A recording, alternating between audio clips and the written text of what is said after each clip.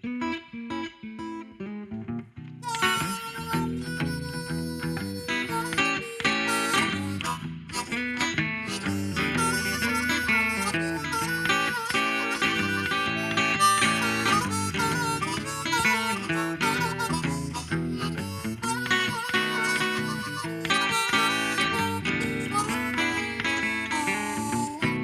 a rolling stone gathers no moss. I've worn holes in my shoes. I said a rolling stone gathers no moss. Oh, I worn out all my shoes. Well, I'm running through this honky tonk singing these Union Branch blues, yeah.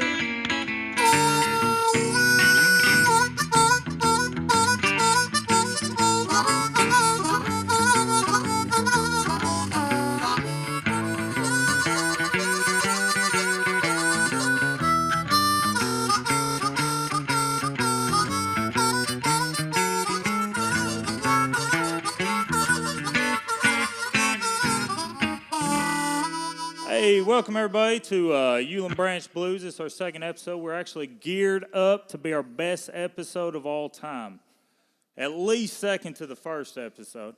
I decided on this episode we're going to raise the bar. We're going to take the bar, we're going to up the ante, we're going to, however you want to put it, we're going to put her into notch 8. And I did that by inviting a special guest here today. And this special guest, his friends know him as JP. That's why I call him Justin Potter. His wife will know him as a lot of other things that we cannot say on the radio. But my friend today here is Justin Potter, JP. How you doing today, bub? Good. How you doing, Dylan? Man, I'm doing really good.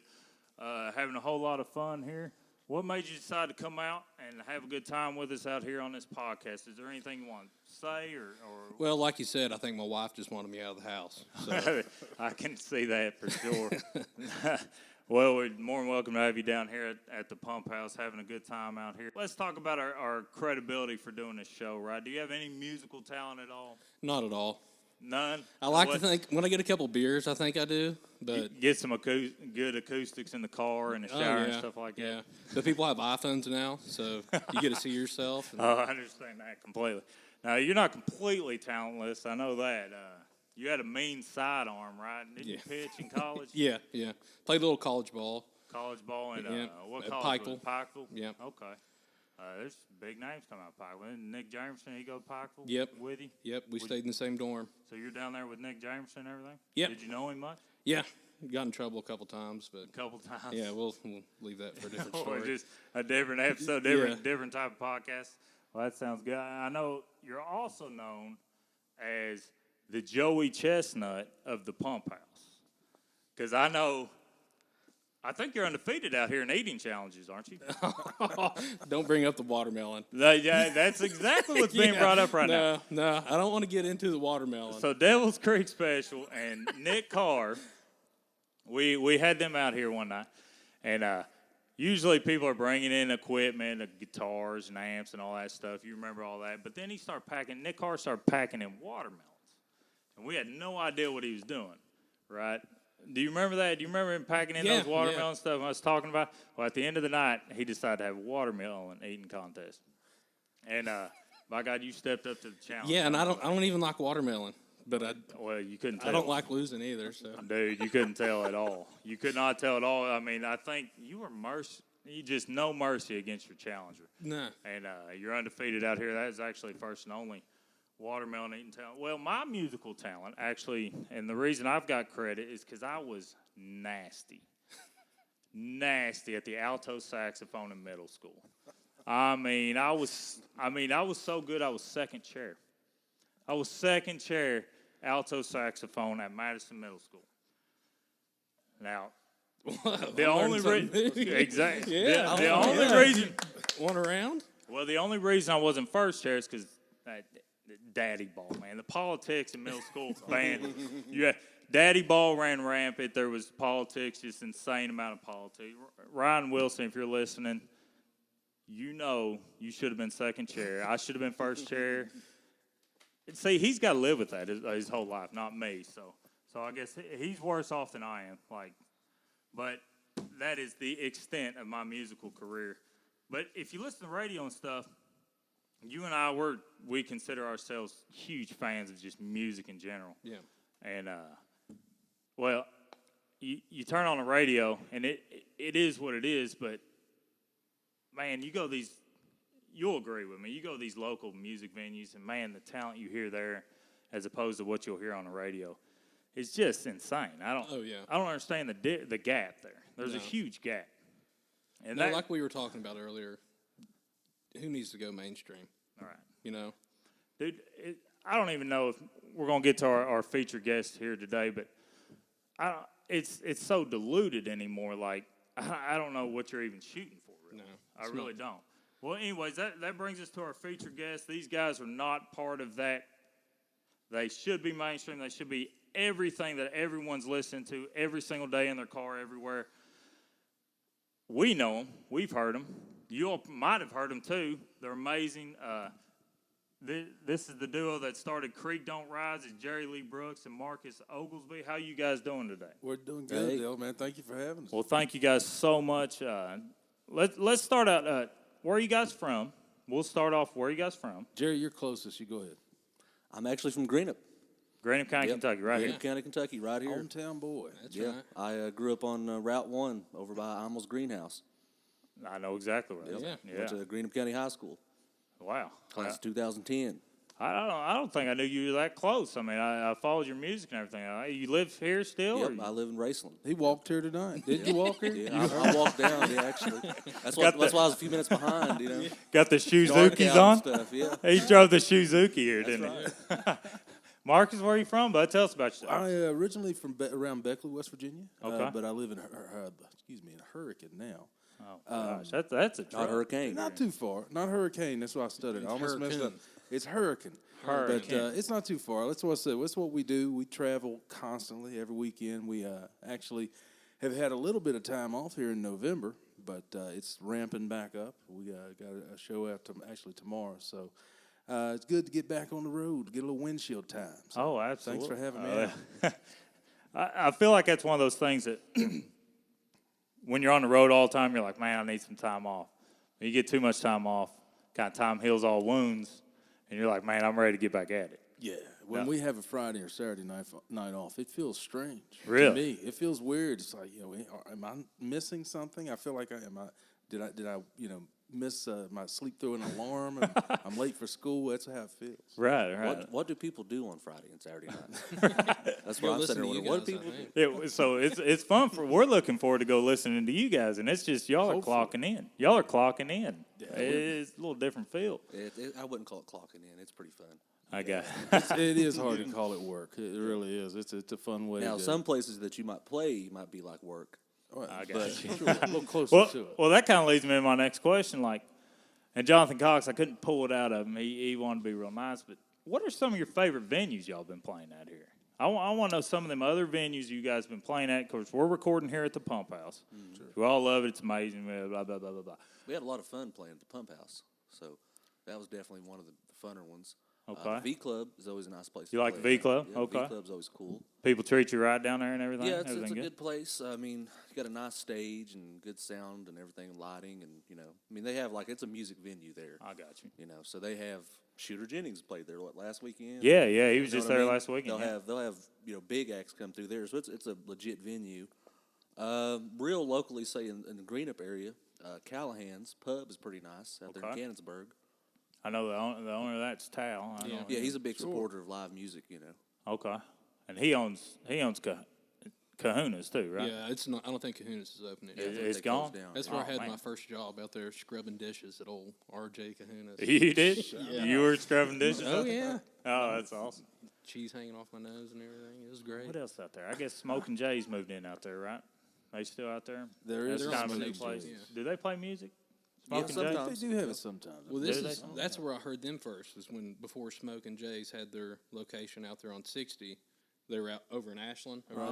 by the Remember- library. Yeah, over by the library and Yeah. stuff. Sure. Yeah, that was Yeah. like their opening weekend or something. Yeah, it was. We was there. They had like a big buffet set out, and you guys played. And Cool. Well, It's hard to pick favorites because you don't want to leave anybody out, got or we're very thankful for everywhere that will pay us to play music. So you don't Yeah. really want to start picking and choosing. But there are some fun places. usually attached to really good food like Callahan's. They I have understand awesome that. food, so that's a nice perk. Rowdy's up in Jackson, Ohio. That's become a really popular spot. Really Rowdy's cool in music. Jackson. That's Yeah, good. Rowdy's Smokehouse in Jackson. Nathan Kitts. Yeah, Nathan Kitts. But several folks have played up there. Tyler's wife, Sonora May, she's played up there. Okay. Several others, local A lot. folks. They've been past they've been probably packing year. it in. Yeah, the past year or so, they've been having a lot of people. So that's become a favorite for all musicians to get up there and play. Rowdy's. Just We gotta go because they check it out. really Yeah. appreciate. We're gonna go check that out. Pretty Yeah. much Yeah. every Check it out. Thursday night they have somebody up there. Okay. They've You had, go they've up had Chelsea there Nolan, Sean Whiting. Oh, and wow. late get a night country steak and listen to Okay, some they're good getting music. everybody up there. Yeah, yeah, they do. They do a real good job, and the food, like I said. Dope, So hard to dope. pick So- favorites, but if they got good food, Yeah, they- it's on the list, yeah. Yeah. And I'm putting these guys on the spot. I'm putting them on the spot, so if they left you out, they didn't mean to. It's my fault. Be mad at me. Don't be mad at them. But we will go into that story about how I come to find out about Creek Don't Rise. I was actually, I don't even remember what I was doing, but I got a text message from JP here. He's like, dude, you got to get these guys out there. They are amazing. They're absolutely phenomenal. And I said, yeah, man, I'll get it. It's when we first started, I was like, yeah, I'll check them out. Well, it's not that we just weren't booking a whole lot. We just started. And then I think Jerry actually messaged the Pump House. Mm-hmm. We got them out here. We got Creek Don't Rise. We got you guys out here. JP comes in that night and he said, oh, see, I told you these guys are good. I was like, dude, you told me about these guys months ago, didn't you? He's like, yeah, well, like, you act like this is something you did. That's what JP told me. He was like, you act like it's something you did. I told you about these discovered people. these guys now. Yeah. I liked them before they were big. Yeah, I liked them months ago, way before they blew Way up, you know? But, no, JP actually, he was on you guys. Cool, he was on man. you first. Thank you, Like, man. Appreciate it. absolutely. And I'm sure you all was having a good, was you and your wife out there watching them? or- Yeah, we went out there to watch them. We were supposed to go see a movie, and they came on and started playing, and I had one too many adult beverages, and the movie time Or kept just on getting, enough. Yeah, Just or enough. just enough, yeah. Yeah, they come on, and the movie time kept getting pushed back and back, and Farther and farther and but farther. but the worst part is we ended up going to the movie, and I spent the whole time going to the bathroom because I had too many. adult yeah. They had too many just enough, you Yeah, know? too many That's- just enough. It was yeah. a little too much. Absolutely, but and that's a big deal too, because Yeah, you you get guys were these awesome. kids and you're trying to, you know, you probably had Hank at the time, right? Did you? or We had a no? babysitter, but yeah, he's at Right. yeah. Right now you got, you got your Now we got other one. two. Yeah, Nice. beautiful kids, man. And he's got awesome, understanding, caring wife, right? You got Oh a, yeah. a loving, caring father, right? I mean, how far? I'm not that far off. He's got a genius of a brother. Oh, yeah. So smart, they actually nicknamed him Chunk. So I give him a shout out there. But anyway, so is this a hobby or a dream for you guys? Like, where do you see you guys going? I mean, how long have you been at it? Right now, I mean, it's a job. You know, it pays bills Right. for both of us. But this is my first band, and I've only been at this 4.5 years now, I guess. Yes, 4.5. Wow. So That's we it? started this 4.5 Yeah. years. It's my first band. So as far as we can take it, we'll take it. But I think the coolest thing is just gaining fans. It's just a little at a Absolutely. time. I mean, our Facebook lives, we're getting sometimes 20 to 30,000 views, and they're all around the world. And Wow. we ask them to Are check. you kidding me? Oh, Like, not at all. around man. the world and stuff? Yeah, we got Malaysia and Romania and Russia and all these places. And we always say, tell us where you're watching from. And if you look at the comments on our Facebook lives, it'll blow your mind. So, whether we ever make it, big monetary, cash it in and all that stuff, whatever, it'd be awesome. right. But it's really cool to watch this thing grow and to yeah, do it organically, without much help. Me and Jerry do all the booking, and we do the social media stuff and everything, and we have a few people in our corner, but otherwise it's just us pounding it out. How do y'all like navigating that social media? You found it difficult, fun? We've actually been Struggle. able to do better with social media than getting people to come out to shows, which is kind of one of the things we're trying to overcome now is that we'll have, we've got like 9,000 likes on Facebook, and we'll do a Facebook Live and get 25,000 views. But getting people to actually come out is hard. It's hard. That's hard. Well, and that's the thing. We have all these fans scattered around the world, but like if you could get them all in one place, you'd have a hell of a festival. Oh, man, you'd fill up a stadium, right? But the problem is they're so scattered. And folks, a lot of our fans are fans because they see us on Facebook because they don't go out. You know, a lot of people don't go out to live music these days. And They it's love the sad. music, but they just don't go out. But Yeah, here's the thing. The challenge is if they're not coming out, you got to take it to them. So that's why we go Facebook Live 2-3 times a week. And, you know, we rack up the numbers and we interact with the fans on there. We like to talk to them and thank them. Let's plug it real quick. How do we get a hold of you on there? Absolutely. Creek Don't Rise Band on Facebook. Okay. Creek Don't Rise Band. And just type that in, we'll come up. And like Jerry said, I think we're closing in on 9,000 likes, somewhere like that. But yeah, awesome. and Creek Don't And only Rise. been at it 4.5 years. Band Y'all are, dot com. because I've seen you twice. You know, I've seen you twice live now. Right. And I'm one of those Facebook livers. I'll watch you guys as soon as you put something on there. I'm watching you. Thank you. And y'all are so sharp, and the way it's more than just the music. It's more of a show. Yeah. Like, right? Yeah, 'Cause- stage presence. Exactly. I mean, you guys Thank are you, awesome. man. Yeah, Well, you do that's one area I think we could always step it up. you know. especially We- for 4.5 years. I mean, That's incredible. I didn't know that. Now, this was Marcus's first band, but it wasn't mine. Yeah, Jerry's Okay. been See, around. Marcus, He's a I lot plugged younger, him out but of obscurity. really. So you made him. So I was like, I found he's him. like a. I was like, hey, this guy here's got some potential. Let's see what we can do with So him. you're like hear- Dr. just hear the Frankenstein, harp right? off Well, in the distance. basically. We tell this story all the time, but so anybody that has heard one of these interviews before, but I was playing at the V Club with the Huntington Blues Society. I'm on the board of directors there, and we have a open jam with a featured artist every third Wednesday of the month at the V Club, and that goes on from like 8 to 10. They've recently moved over to the Black Sheep, but we did have it at the V Club. And Marcus had come down. I don't know where he discovered or heard about these jams, but he come down. And I just did a search online, maybe Facebook, but online. I just did a search for open mics to play some music. So yeah. So we did our jam, and then, That was it. And then That's crazy. I was going to leave because it was Marcus that signed up to play the open mic night. He didn't know how to be part of the jam we had because there's a bunch of people up there playing. I guess we didn't have a sheet or anything to sign up. It just kind of come up to the stage like, hey, let me play. We're like, all right, sure. So he had hung around and played the open mic night. Well, I was going to leave, but the fuel pumping went out in my car, and this was like January of 2015. So it was cold. Right. So I called AAA, and I went in there, sat down, and waited for the tow truck. And that's when I seen Marcus up there playing. It was just him, his guitar, and he played a few songs that he had written. And I was like, this guy here is pretty good. Yeah, let's this do guy it. here, I like this guy. He's got some. And I was always been a fan of blues and soul music and Oh, yeah, R&B. absolutely. And I heard a lot of that in his voice and stuff. Yeah. So I didn't get to talk to him that night because the tow truck came before I got to talk to him. Okay. So I was like, a couple weeks went by. I was like, man, I wish I'd gotten to talk to that guy. And then Callahan's have their open mic acoustic jam sessions every Wednesday. Okay. And he was the featured artist for that a few weeks later. February. And they posted a video of him playing. And I said, that's that guy. So they had his name, Marcus Oglesby. So then I added him on Facebook, messaged him.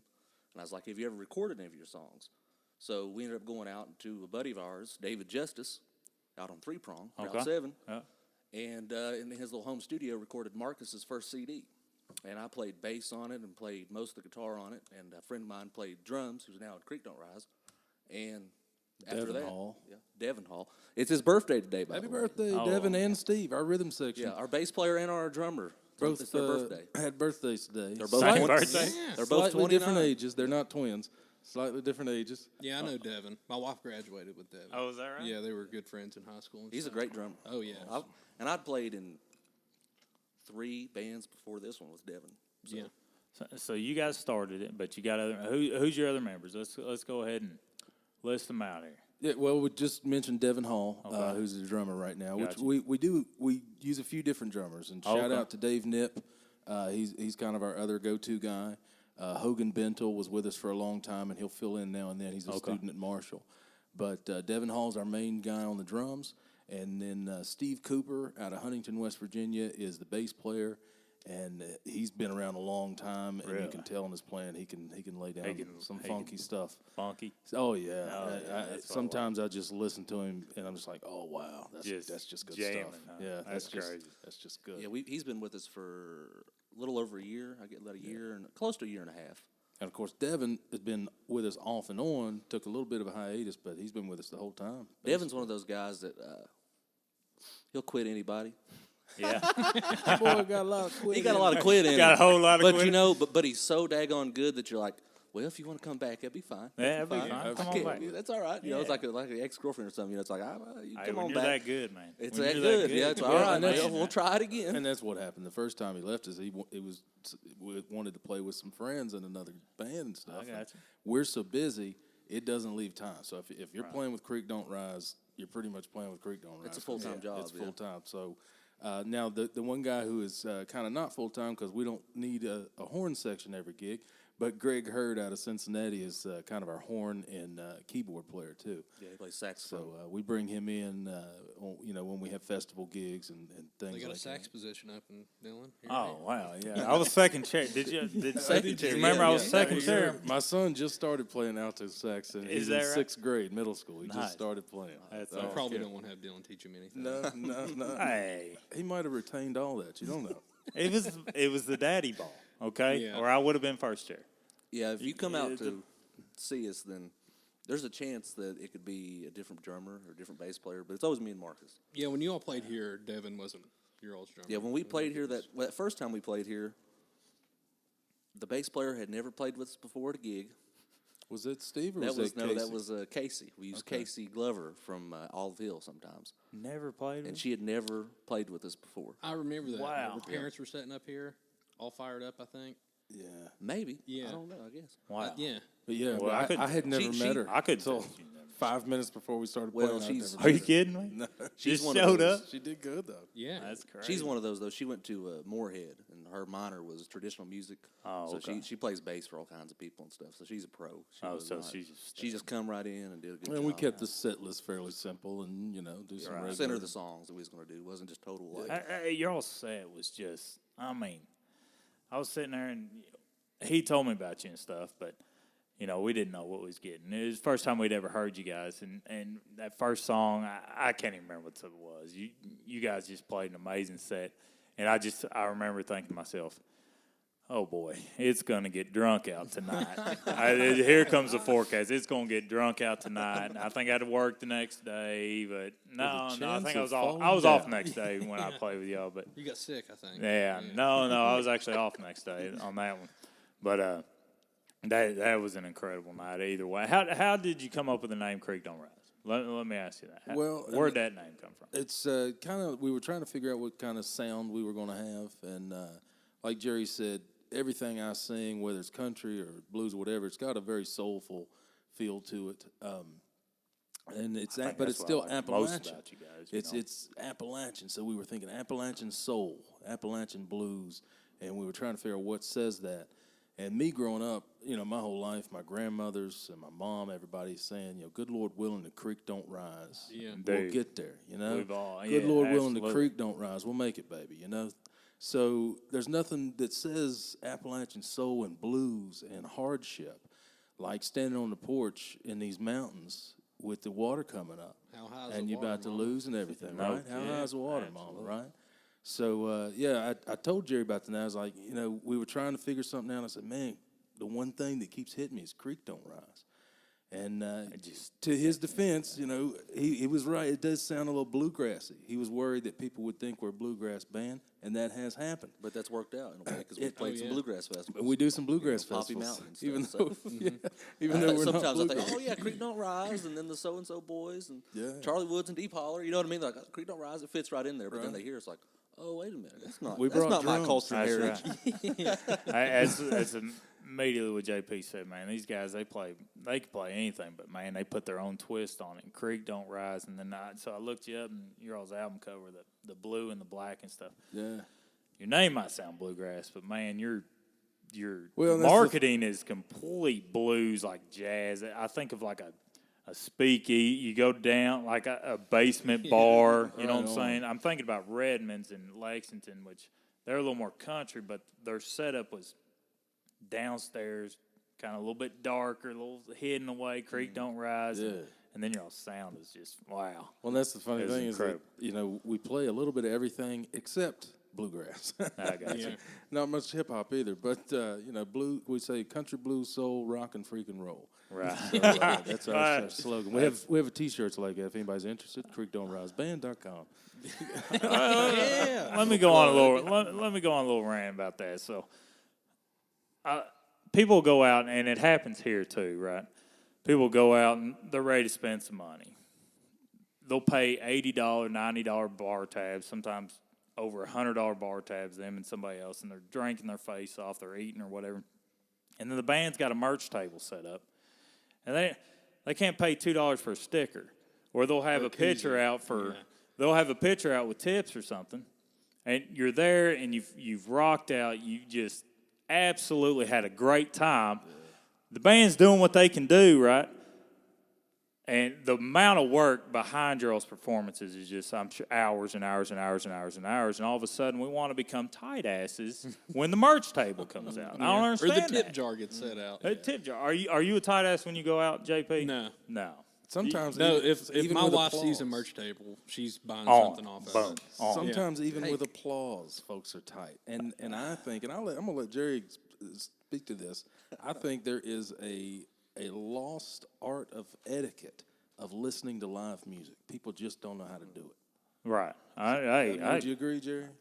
Yeah, I think a lot of times it's funny. We'll be playing somewhere and we'll get done, and people will be coming up to us like, "Oh my goodness, you guys were awesome! You guys were great!" And we'll be thinking like, "Well, why didn't you let us know that while we were playing?" Right. Yeah. You know, like it'd be between songs, we'll have Yeah, a couple little golf clap. claps, yeah. Like, It's like, give Not us every- something. not know, every- everywhere, Cracking. but Oh, some the- places. what was that commercial? Here wasn't like that. Pump House wasn't like that. But some places are like that. There's people that they just don't seem to understand that if you don't give us some feedback, Right. that it doesn't, that it, it's hard for us to do our best. Energy begets energy. Yeah, exactly. That's right. It's a feedback loop. We're centered out there. Give us some love back, and we'll bring it back to you. people, I just think sometimes the artists are considered like, almost like carnies or something. It's like they're up there and they're supposed to be or whatever. Well, some places you play. But they don't have to.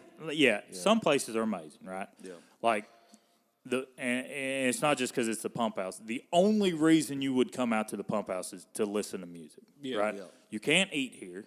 Yeah. You can't drink here. We have a big TV. We've got 3 TVs that have sports on usually, but you would only come out here to listen to music.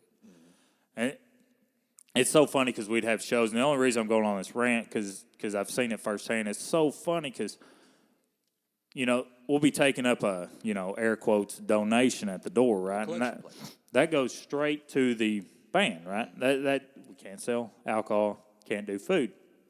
So it goes straight to the band. That's the only reason we can afford anybody to come out here. And there'll be people that'll duck. And if you do drink anything out here, you have to bring your cooler.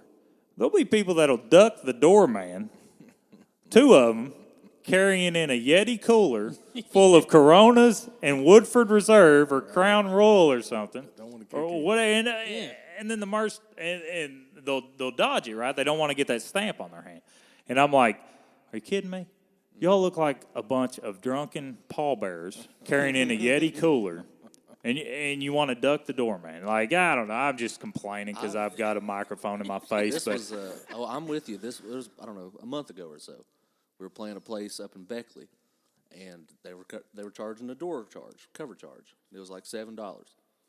And I was outside. A very cool venue, by the way. I'm We not like gonna we talk- I'm like not gonna playing talk there. about it. It's nothing about the venue. Nothing about the venue. No, I'm just saying they were I know what charging. I know what you're going to Yeah, say. they were just charging, cover charge to help pay us, I understand.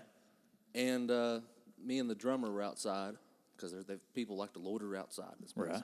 And we were by the door, but this woman walked up, so she didn't know we were in the band or anything. But she walks up there and she starts to go in, and the door woman's like, "Well, it'll be $7." She's like, "What?" It's like, "Yeah, $7." She's like, "Why?" She's like, "Well, we got a band tonight. We got to try to pay him." And she's like, "Oh, okay." And then she starts talking to her, asking questions. And I turned to Devin. I'm like, "Is she really going to just turn around and leave for the $7? Is this going to keep her from coming in here?" She was determined to come in there. I'm going to go in there and drink and everything, but $7. Turn around. It was enough to turn her away. Wasn't she there to meet people? And she was like, didn't she wasn't somebody inside, and she was trying to make a decision whether to pay the $7 to even go in. she's No, I don't think she's she at a had crossroads in her life, She's right like, there at the door. $7 or never see my friends again. I don't know. I'll see them tomorrow. Yeah, that might have been the case. I just know that you could tell she was not going to pay that $7. Screw it. I'll call an Uber and pay them $8. Yeah, She actually was I'm out of talking. here. I'm gonna call. She was an Uber. actually I'm out. with the door woman. She was talking about. She's like, well, what other places are don't have a cover charge in town? They're like, well, pretty much everywhere in town on a Friday night has like $5, $7 cover charge. Yeah. Right, She's absolutely. like, oh, okay, well. So I don't know what she did, but I guess she went to the house. Probably went to the house, got on Facebook and watched us on Facebook Live. That's right. That's what I do. Take his $7. I'm gonna keep his $7. $7. At Facebook Live's hurting. $7 is $7. No, we've had that exact same thing happen out here. That we'd taken up $10 trying to pay for the band or whatever, and they just turn around and walk away. And it's like, really, you don't even want to come. Like, you drove all the way out here. It's hard to find. We on purpose. You spent $10 in gas, turning around trying to find a place. Yeah, you didn't just stumble. It's a out here. You mentality that you we're sought all us out. we're all guilty of this mentality of all of our entertainment being free. Everything's free. From music to pornography, it's all free. That You don't have is to a pay great, for nothing. great point. So why would That's a I pay great point. $10 to go in? But that's the thing. People don't understand the value of live music. The experience that you get for that $10. That's right. There's a difference of hearing it in the car, hearing it at home, and actually being in a room full of people that are experiencing the same thing you are, from a band that's giving it to you. Absolutely. So It's a different energy people don't get it. that They you just- don't get from a CD. And I wish folks did understand Completely the different. energy for energy thing is because if you want the best show for your $10, then go in there and scream for the band. When the guitar player starts a solo, start screaming and see if it don't get better. I know Jerry plays harder when people scream. I can see it. I'm bad for If you're lame, I'm going to be lame. Yeah, I'm sometimes. I will say that I'm totally guilty of that. I try to have a base level of ability and decency and not dip below that. But for me to do my best is usually if there's going to be some people in the audience that are actually The like louder, into it. the louder they get, you So, start taking it out on them strings. They don't you? have You just to start, be. start They don't have beating to them like be they owe screaming, you but some money. some sort of. Nothing Show obnoxious. some appreciation. Yeah, Just some appreciation. energy for energy, and it really does make a difference. And you don't have to buy anything. We'd rather, you know what I mean? We'd Oh, as far rather as you the give merch us, stuff, the yeah. merch stuff is that's great if you want to support us that way, but it's even better if you really tell us that you love us. That's okay. That's the band telling you the merch doesn't matter. I don't Tell own a them you love band. That's the band telling you the merch don't matter. I don't have a band, so I'm telling you, buy some merch. Don't be a the tight ass. merch You're matters. gonna spend $150 at the bar. You don't care what you drop. You're out to spend money. Buy a sticker. If everyone bought a sticker or a koozie or God forbid a T-shirt, right? Because a real quick story. We need to get some music, but a real quick story. Me and my wife, we go out to see this comedian at a comedy off Broadway or something. It's in Lexington, this little comedy joint in Lexington called Lexington, Kentucky. It's called Comedy Off Broadway. I've been there. Haywood Banks, I think is the guy's name. That was a Whopper comedian. Blades. And Whopper Toast. And 75 Toast. Right. Yeah, so you're one of the few people that know who that guy is. Oh, I know. I love Haywood, man. So we're listening to Haywood Banks in there. We get out and we drop like $50. We're drunker than a skunk. He showed us a good time. We got just absolutely blasted, and and this before we had kids, so we really let our hair down. Well, we go to leave, and there's a merch table. One's like, we got to buy all the merch we can hold, and so we spent like $60 in merch. And then I thought everyone's going to be talking about this. Nobody knew the guy, but anyways, if everyone was even a fraction of made the bad decisions that me and my wife did when we were out, you ought to be making a fortune. Because we get caught up and we're like, we got to have T-shirts, we got to have koozies, we got to have everything. Yeah. But, man, just koozie, sticker, they're going to tell you it don't matter. Just yell for them when no, forget that. Buy some merch. Don't be tight asses. You know Folks you're going buy more at comedy shows, though. So I've done comedy, too, and I do better selling comedy T-shirts Are you and kidding me? DVDs. So folks buy stuff more At a comedy shows. Yeah. I feel like you can be a little bit more edgy at a comedy show. Oh, definitely. Yeah. Your merch can be more edgy. It can, right? and that's my merch is a little more edgy too because it's got to follow one of your bits or something that's in the act. That way you can bring it up during the act and say, hey, after the show, I've got these shirts. So you do comedy too? Yeah, well, not so much anymore. I do it when it comes. But it's rare these days because the band keeps me so busy. Yeah. And, if I take a Friday or Saturday, then that's 3 guys that ain't working that night.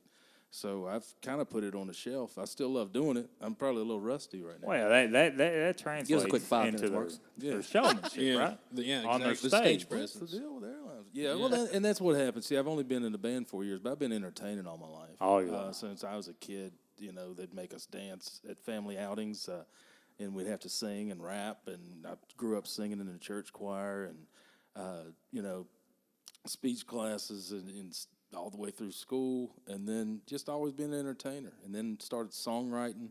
Moved to Nashville as a songwriter for 7 years. Didn't Wow. chase it hard enough. Got real jobs. Paid bills.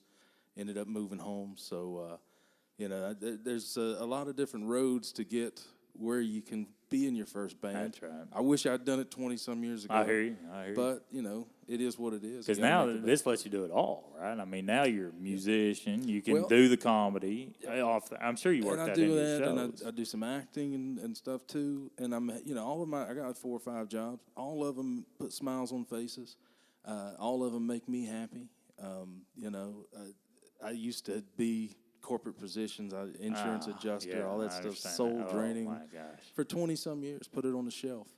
And then, so I'm really thankful, even for the bars where people don't pay attention, or, even for having to load in my PA and set it up time after time. I'm still thankful. I'm not sitting in a cubicle. I'm not working for somebody else. So this is great for me. That's awesome, man. Yeah. That's awesome. That's why we got to support people like that. Absolutely. We got to support guys like you and Jerry here. I mean, you guys are out there, and this is how you support yourself, right? I mean, it's a passion. And the merch goes to the next recording project or any finances that we have. We don't, we hardly we asked for a little bit of money on our last EP to finish mastering, but we financed the rest of it Like ourselves. the first $3,000 was from our merch So sales. we finance everything through our merch sales. we don't see any of the merch money. Yeah, we ourselves. don't ever split that up. We put that straight in the Straight in the till. bank. Yeah, any straight in the shirts band or money. anything we sell, those go to recording our next album. People like don't we're- think about that. They think they think, man, they're just putting Yeah, that we in don't their even pocket. use it. But- Yeah, it's not even gas money. And we put it- maybe more people understand that than I'm giving credit Well, to. But I at the don't know same how time, it needs to be said. Yeah.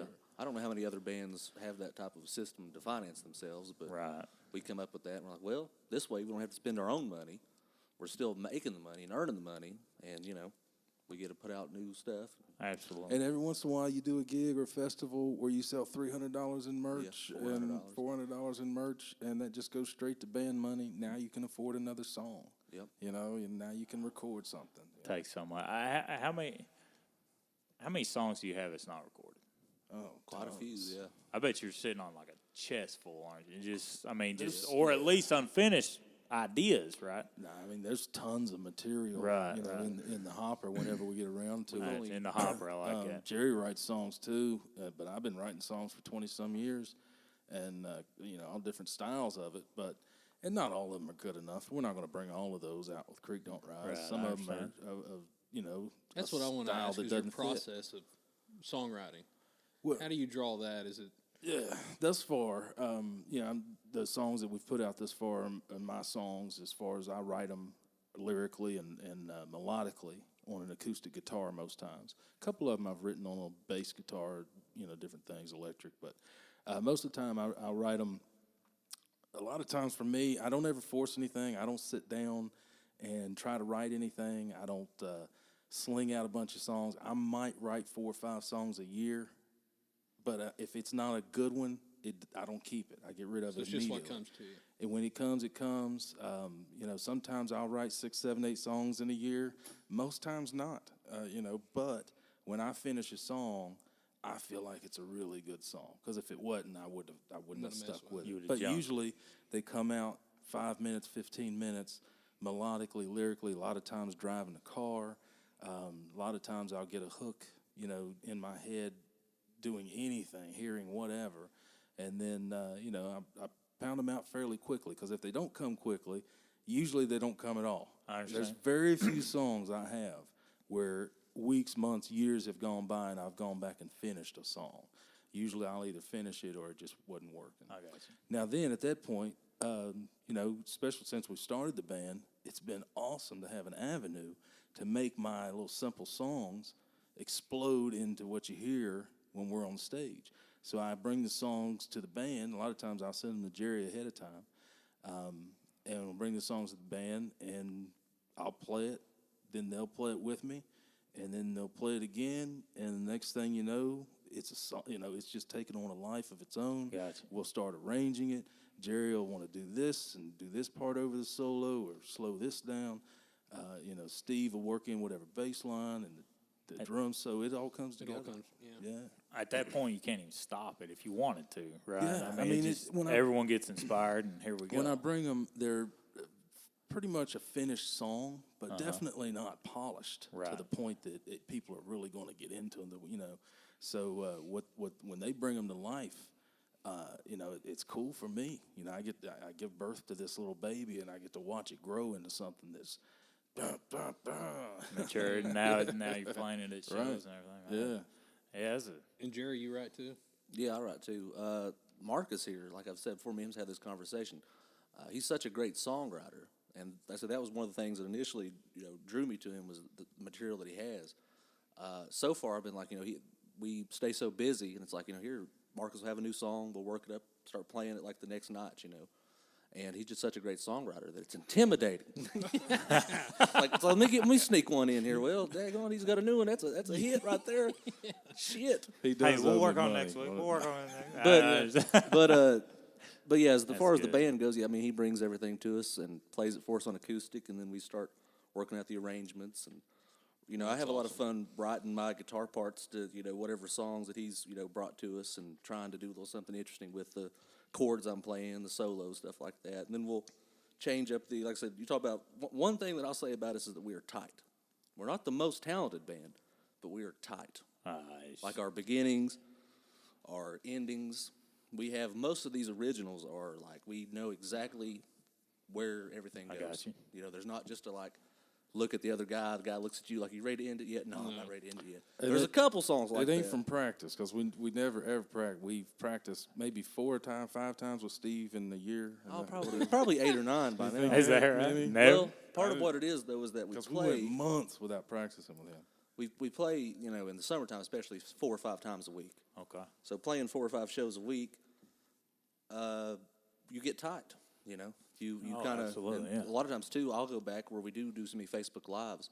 I'll go back and listen to that Facebook live and be like, okay, well, I like the way we did that, but we could probably maybe make a little adjustment here and do this a little bit differently. And me and the drummer have these conversations a lot. You know, me and him play off each other and like, okay, let's try to, you know, do a little something differently in this part of the song. Gotcha. You know, just quality control within. And It's always better to get paid to practice. So we practice on Friday and Saturday evenings for 3 to Hey, 4 hours. there's- yeah, a lot of a those night. gigs where the people's not really giving us a lot of love, that becomes kind of a paid practice. Yeah, painful practice. well, let's go ahead and just. Nobody's listening to us anymore. Let's try this new one here. Well, Let's- we've I done that a understand couple that. times here and I there. understand You know, that. we tried not to there's not going to be any train wrecks, but we might try something. Like, okay, you know, everybody Well, that makes it fun, doesn't bite the pillow. We're going to try something. Yeah, there you go. I like it. That's the thing. That's the thing listeners need to realize is like these band people are absolutely. Yes, he did. And I'm not gonna. I'm not cutting that out. That's not getting cut out. I'm just telling. But anyway, it? Bite the pillow. these musicians are up here just killing it, and they're just everyday people at the end of the day, and so they see everything. Like, you know, they're playing if they're going to give you what they give you. So make it, you know, if you want a great show, take it upon yourself. Cheer them on. Get louder. They're going to try a new song on you, it sounds like. They're going to try something on you. We might. Like, As an audience member, you really can affect the show, but the sad part is people think they can do it in the wrong ways. You can ruin a show if you're obnoxious and Yeah. belligerent, and you I've just had that at the pump. can't understand space, and Yeah. don't be all up on don't the show us stage. too much love. You're But right. you can really help a show by just giving energy, by applauding, by whistling, by really getting into the music. We were Absolutely. playing somewhere one night, and this woman comes up to us after the show as we're packing our stuff up, and she's trying to figure out if either me or Marcus is going to take her home. And we're like, no, I'm not going that way. I'm not even going to the house. I'm headed that way, but my car's full. But So don't give us too much love. Not too much. Well, for any of our listeners that tuned in to hear music, they're kind of ticked off right now. So we need to get some music going right now. Sure. They're wanting to hear you. Yeah. They're wanting to hear you like we've heard you. So let's jump into some music. What you gonna play?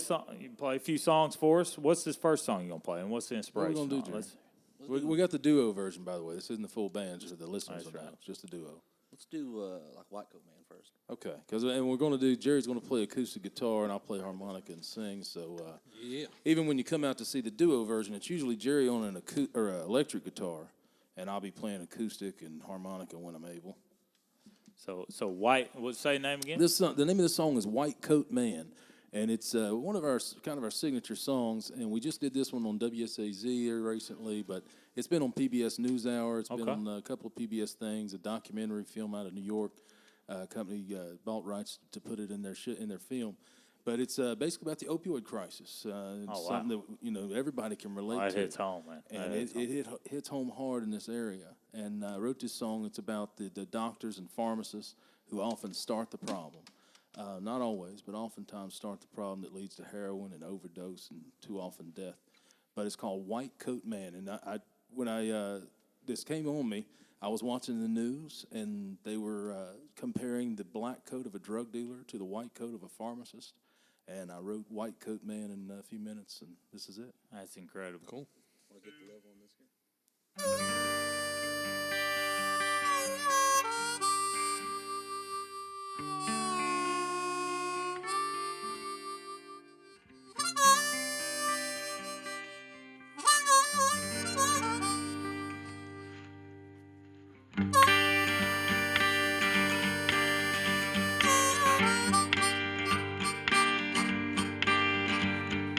Hear the rattle in the holler, that ain't no snake. Hear the rattle in the holler, that ain't no snake. That's a white coat man with some pills to take. A white coat man with some pills to take. Yeah, baby crying mama, no food for me. Yeah, baby crying mama, no food for me. She gave the money to the man at the pharmacy. Money to the man at the pharmacy. Yeah, things in the holler, they ain't the same. People in the holler can't stand the pain. Used to owe it to the company store, now the white coat man gonna own your soul.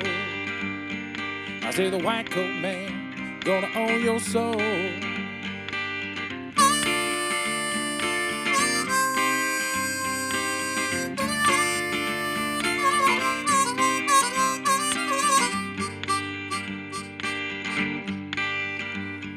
Well, you had a good job, what paid the bills?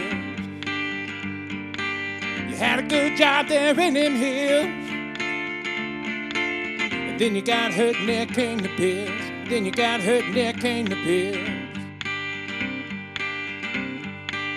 Mama said, boy, you're gonna lose it all.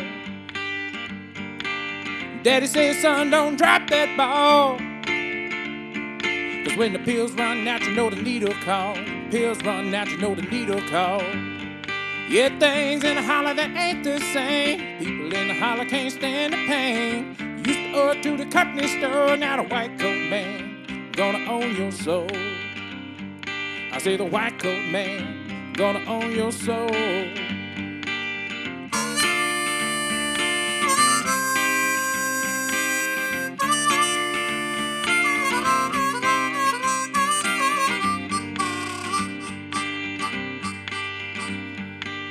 Early one morning, lying in bed, Mama rolled over, this is what she said. She said, my back used to hurt and I wish it was dead, all because of what the doctor said. Yeah, things in the holler, they ain't the same. People in the holler can't stand the pain. Used to owe it to the company store, now the white coat man gonna own your soul. Yeah, things in the holler, they ain't the same. People in the holler can't stand the pain. Used to owe it to the company store, now the white coat man gonna own your soul. I say the white coat man gonna own your soul. White Coat Man. Wow. Right on. You gotta be careful writing lyrics like that, man. That's so real. That's absolutely insane. JP, what do you think about that? Oh yeah, that's what I was thinking. It hits close to home. Yeah. And the opioid epidemic, and I do think that it's heading in the right direction, but there is still a problem. Yeah, huge problem. It's rampant, and I mean I love the song. Well, like I said. the problem, like you said, Incredible there's song. some things that are heading in the right direction as far as they've cracked down on the pill factories, right? Yeah. They've cracked down on some of the prescriptions. They've cracked down on the white coat man some. Exactly. However, the seed has already been sown. Yeah. You've got entire generations, 2 of them now, that there are no parents. The kids are being raised by grandparents, if lucky, if anybody at all, or orphanages. So now that cycle is never going to be broken. Those kids are not going to be good parents, and their kids are not going to be good parents. So now that this is such a thing that it's a travesty. It's not going to be something we can get over just because they stopped the That's source. true. Yeah, it's a that mess. is true. Yeah. Man, but like it just seems, especially when like to stand up and just call people out, like it's like you can get away with it in a song, right? And that's what needs to happen, because then people start thinking, you know. So you start writing powerful lyrics like that, like not only. Let's say power. I mean, some people listen to that. I mean, they start thinking about that, and it's like, wow, you know. Yeah. And Well, you all start I did connecting. was you know, as a artist of any sort, you hold a mirror up to society, and it's what's going on around you. So I was watching the news. I saw that story about the black coat of a drug dealer, the white coat of a pharmacist, and I had already been complaining about this. I had, like 2 years prior to that, I had written a Facebook post that comes up once in a while. It says, "Hey, thanks, pharmaceutical company, for getting us all strung out on heroin," because that's what happened, and I already knew it. So then when the song came up, you know, it's just like it came to me so easily, because that's the next step. It's not the pills. The pills aren't the problem. The pills are the start of the problem. Right. Because once the pills run out, you know, you can't just make your own pills. You can't just get them on the street. They're not everywhere. So you're going to get the other, and the other comes with. I think what's interesting dire too is consequences. when Marcus wrote that, a lot of the stuff that's come out now about how much the pharmaceutical companies were involved, and this hadn't really come out. You know what I mean? They hadn't really they hadn't really investigated and say, like, you know, how many pills are being pumped into Appalachia? You know what I mean? And now, just the past couple of years, that's become more of a thing. Like, well, they knew what they were doing, you know? Yeah. Like This some is of why these, it's such a great song. You hear us just getting into it. Right. Like there's so many different spin-offs and ways you can look at this song. And I People think have that's what- stories, man. That's Yeah. the thing. It's like a lot of people have first-hand stories. So everybody knows somebody. Oh, yeah. But I've had people come up to me and show me track marks on their arms at shows to just tell me about, you know, their son died of overdose, and, you know, all these stories. So like I said, it's something that is, it's can't be undone. It's like some things you can get over, but this right here is going to go several generations Yeah, deep. it's going to have a lasting effect. Several generations deep with the drug problem. Yeah. And heroin and meth too. That's the cousin, you know. If they can't get their pills, heroin and meth is what's on the street, and that's what's going to mess. So this is going to be generation after generation after generation. Yeah. The seed has been sown, and the crop is in bloom, right? So. Yeah. See, it don't matter how much money the pharmaceutical companies come out of pocket right now in these lawsuits. They're not going to pay for a middle school full of kids where 70% of them are being raised by their grandparents or an orphanage.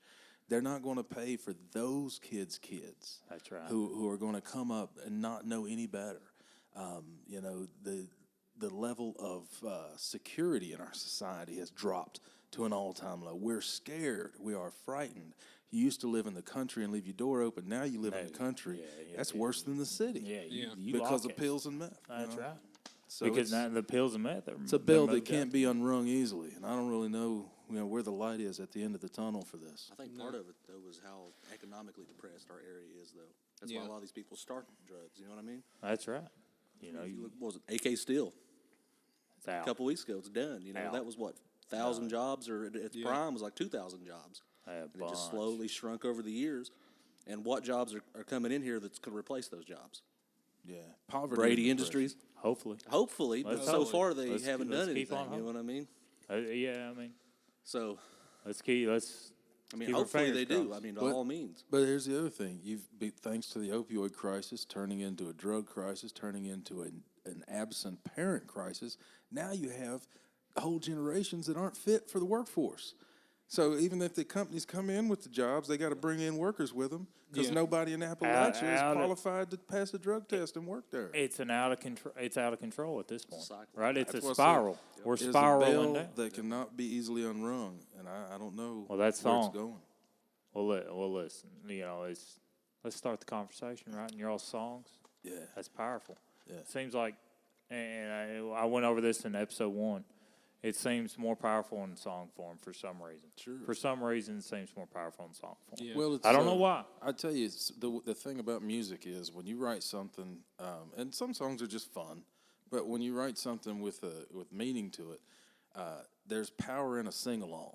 Yeah. There is power in everybody being able to sing along with an idea. Yeah. Versus everybody already had the idea, but we need a mantra. We need something everybody can say the same thing together in unison and feel the same way. And I think What it's happens powerful. at a protest, right? They all get the Exactly. chance, right? Exactly. It's kind of the same concept. You at need a something to sing yeah. along with, definitely. Absolutely. Let's jump into another one. So, Sure. what are you going to sing for us next? Let's do What you one gonna that's play for us funner. next? Do one. Yeah, This yeah, let's is get out just of a it. little fun Yeah, yeah. song. Yeah, come on. This song, it's kind of it's a song about the person in your life that no matter how hard you try, they just won't allow you to love them. And everybody's got that Okay. person in their life. Sometimes it's a relationship. Sometimes it's a friend. Sometimes you loan a friend money and they don't pay you back, and you want to love them. They just won't let you over and over and over. But when it comes to a relationship, sometimes you give and give and give, and the person just won't let you love them. You got anybody like that, JP? You got anybody like that in your life? Just won't let you love them? Yeah, I got a dog that don't like me. Keep trying, man. Keep trying, man. Just keep trying. Here's one. We I've can had a all couple relate come to and go. that. We can all relate to that. Yeah. So. Here's one called "You Won't Let Me Love You." Yeah.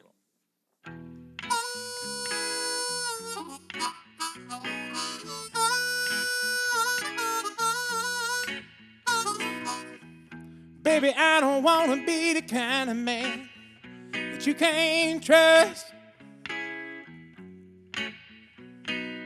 Trust me, baby, that was not my plan. But my plan's a bust.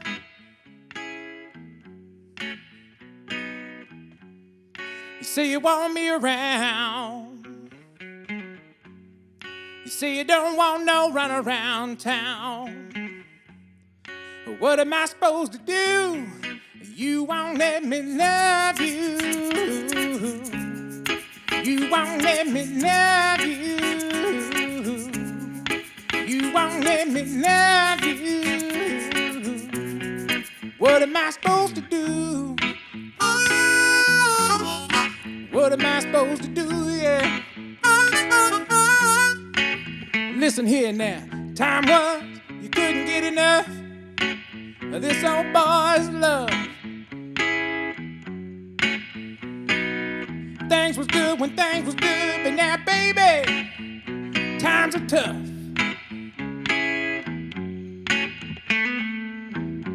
You say you want me to stay, but then you push me away. But what am I supposed to do?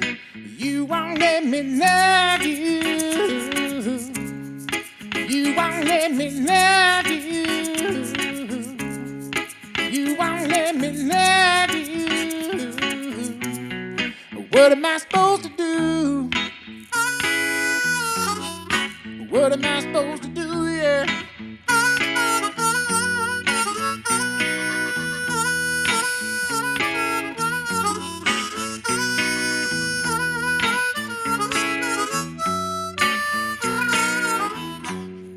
Say you want me around. You say you don't want no run around town. What am I supposed to do? You won't let me love you. You won't let me love you. You won't let me love you. What am I supposed to do? What am I supposed to do? Yeah. You won't let me love you, love you, love you, love you, love you, baby. You won't let me love you, love you, love you, love you, love you, baby. Yeah, yeah, yeah. What am I supposed to do?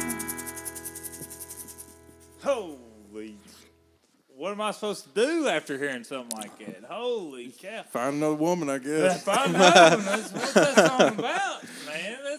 That's My crazy. son, that song was playing in the car one time on the CD, and my son used to love listening to it. He's getting older now; he don't want to hear it too much, but he used to love listening to my music. And it went off one time. He was singing along with "Love You, Love," and then at the end of it, he said, "Find another woman, I guess." He was like 8 years old. 8 years old. He figured he's listening, man. He's listening. God, dog. That's the clarity there that you have at that age, right? That's what it is. It's clear. You can get all your feelings going on yet. Blank slate. No, hey, don't take this wrong. I mean, you got incredible voice.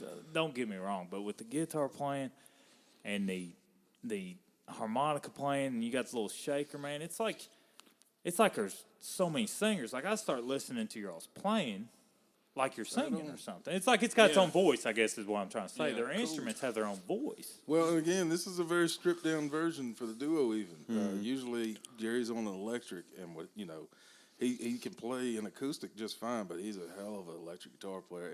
And even when it's the duo, and I've got the acoustic, he's got the electric and the harp, the shaker. Sometimes we bring out the tambourine. Oh, there's man. different things. So Yeah. we try to make as much noise as we can. That's right. Even as two people, but with the whole band, him on electric.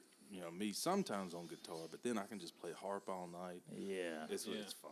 I understand that. Like, stripped down version's good out here because we don't even have drywall on the wall. Right. You know what I'm saying? No, so yeah. we strip it down to the There you to go, the, man. you know. Well, that's down also- to To the brake pads. That's right. That's right. There's I changed can't remember who it was that said it, but it's like the test of a song, how good it is if you can just strip it down to the very bare essentials.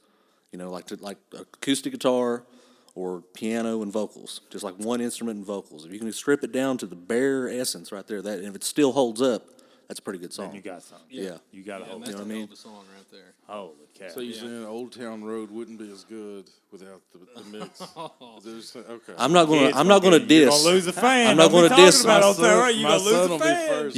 You can't diss Billy Ray. Don't you blaspheme in this place, all right? Don't blaspheme me in My there. son will be the first one to walk. Billy He Ray, loves that song. Billy Ray grew up like 5 minutes from here. Hey, So I love Billy Ray. me and him used to eat at the same hot dog joint, not at the same time, but it was hear the same that? place. You hear that? Yeah, That's- L&J's. Yeah.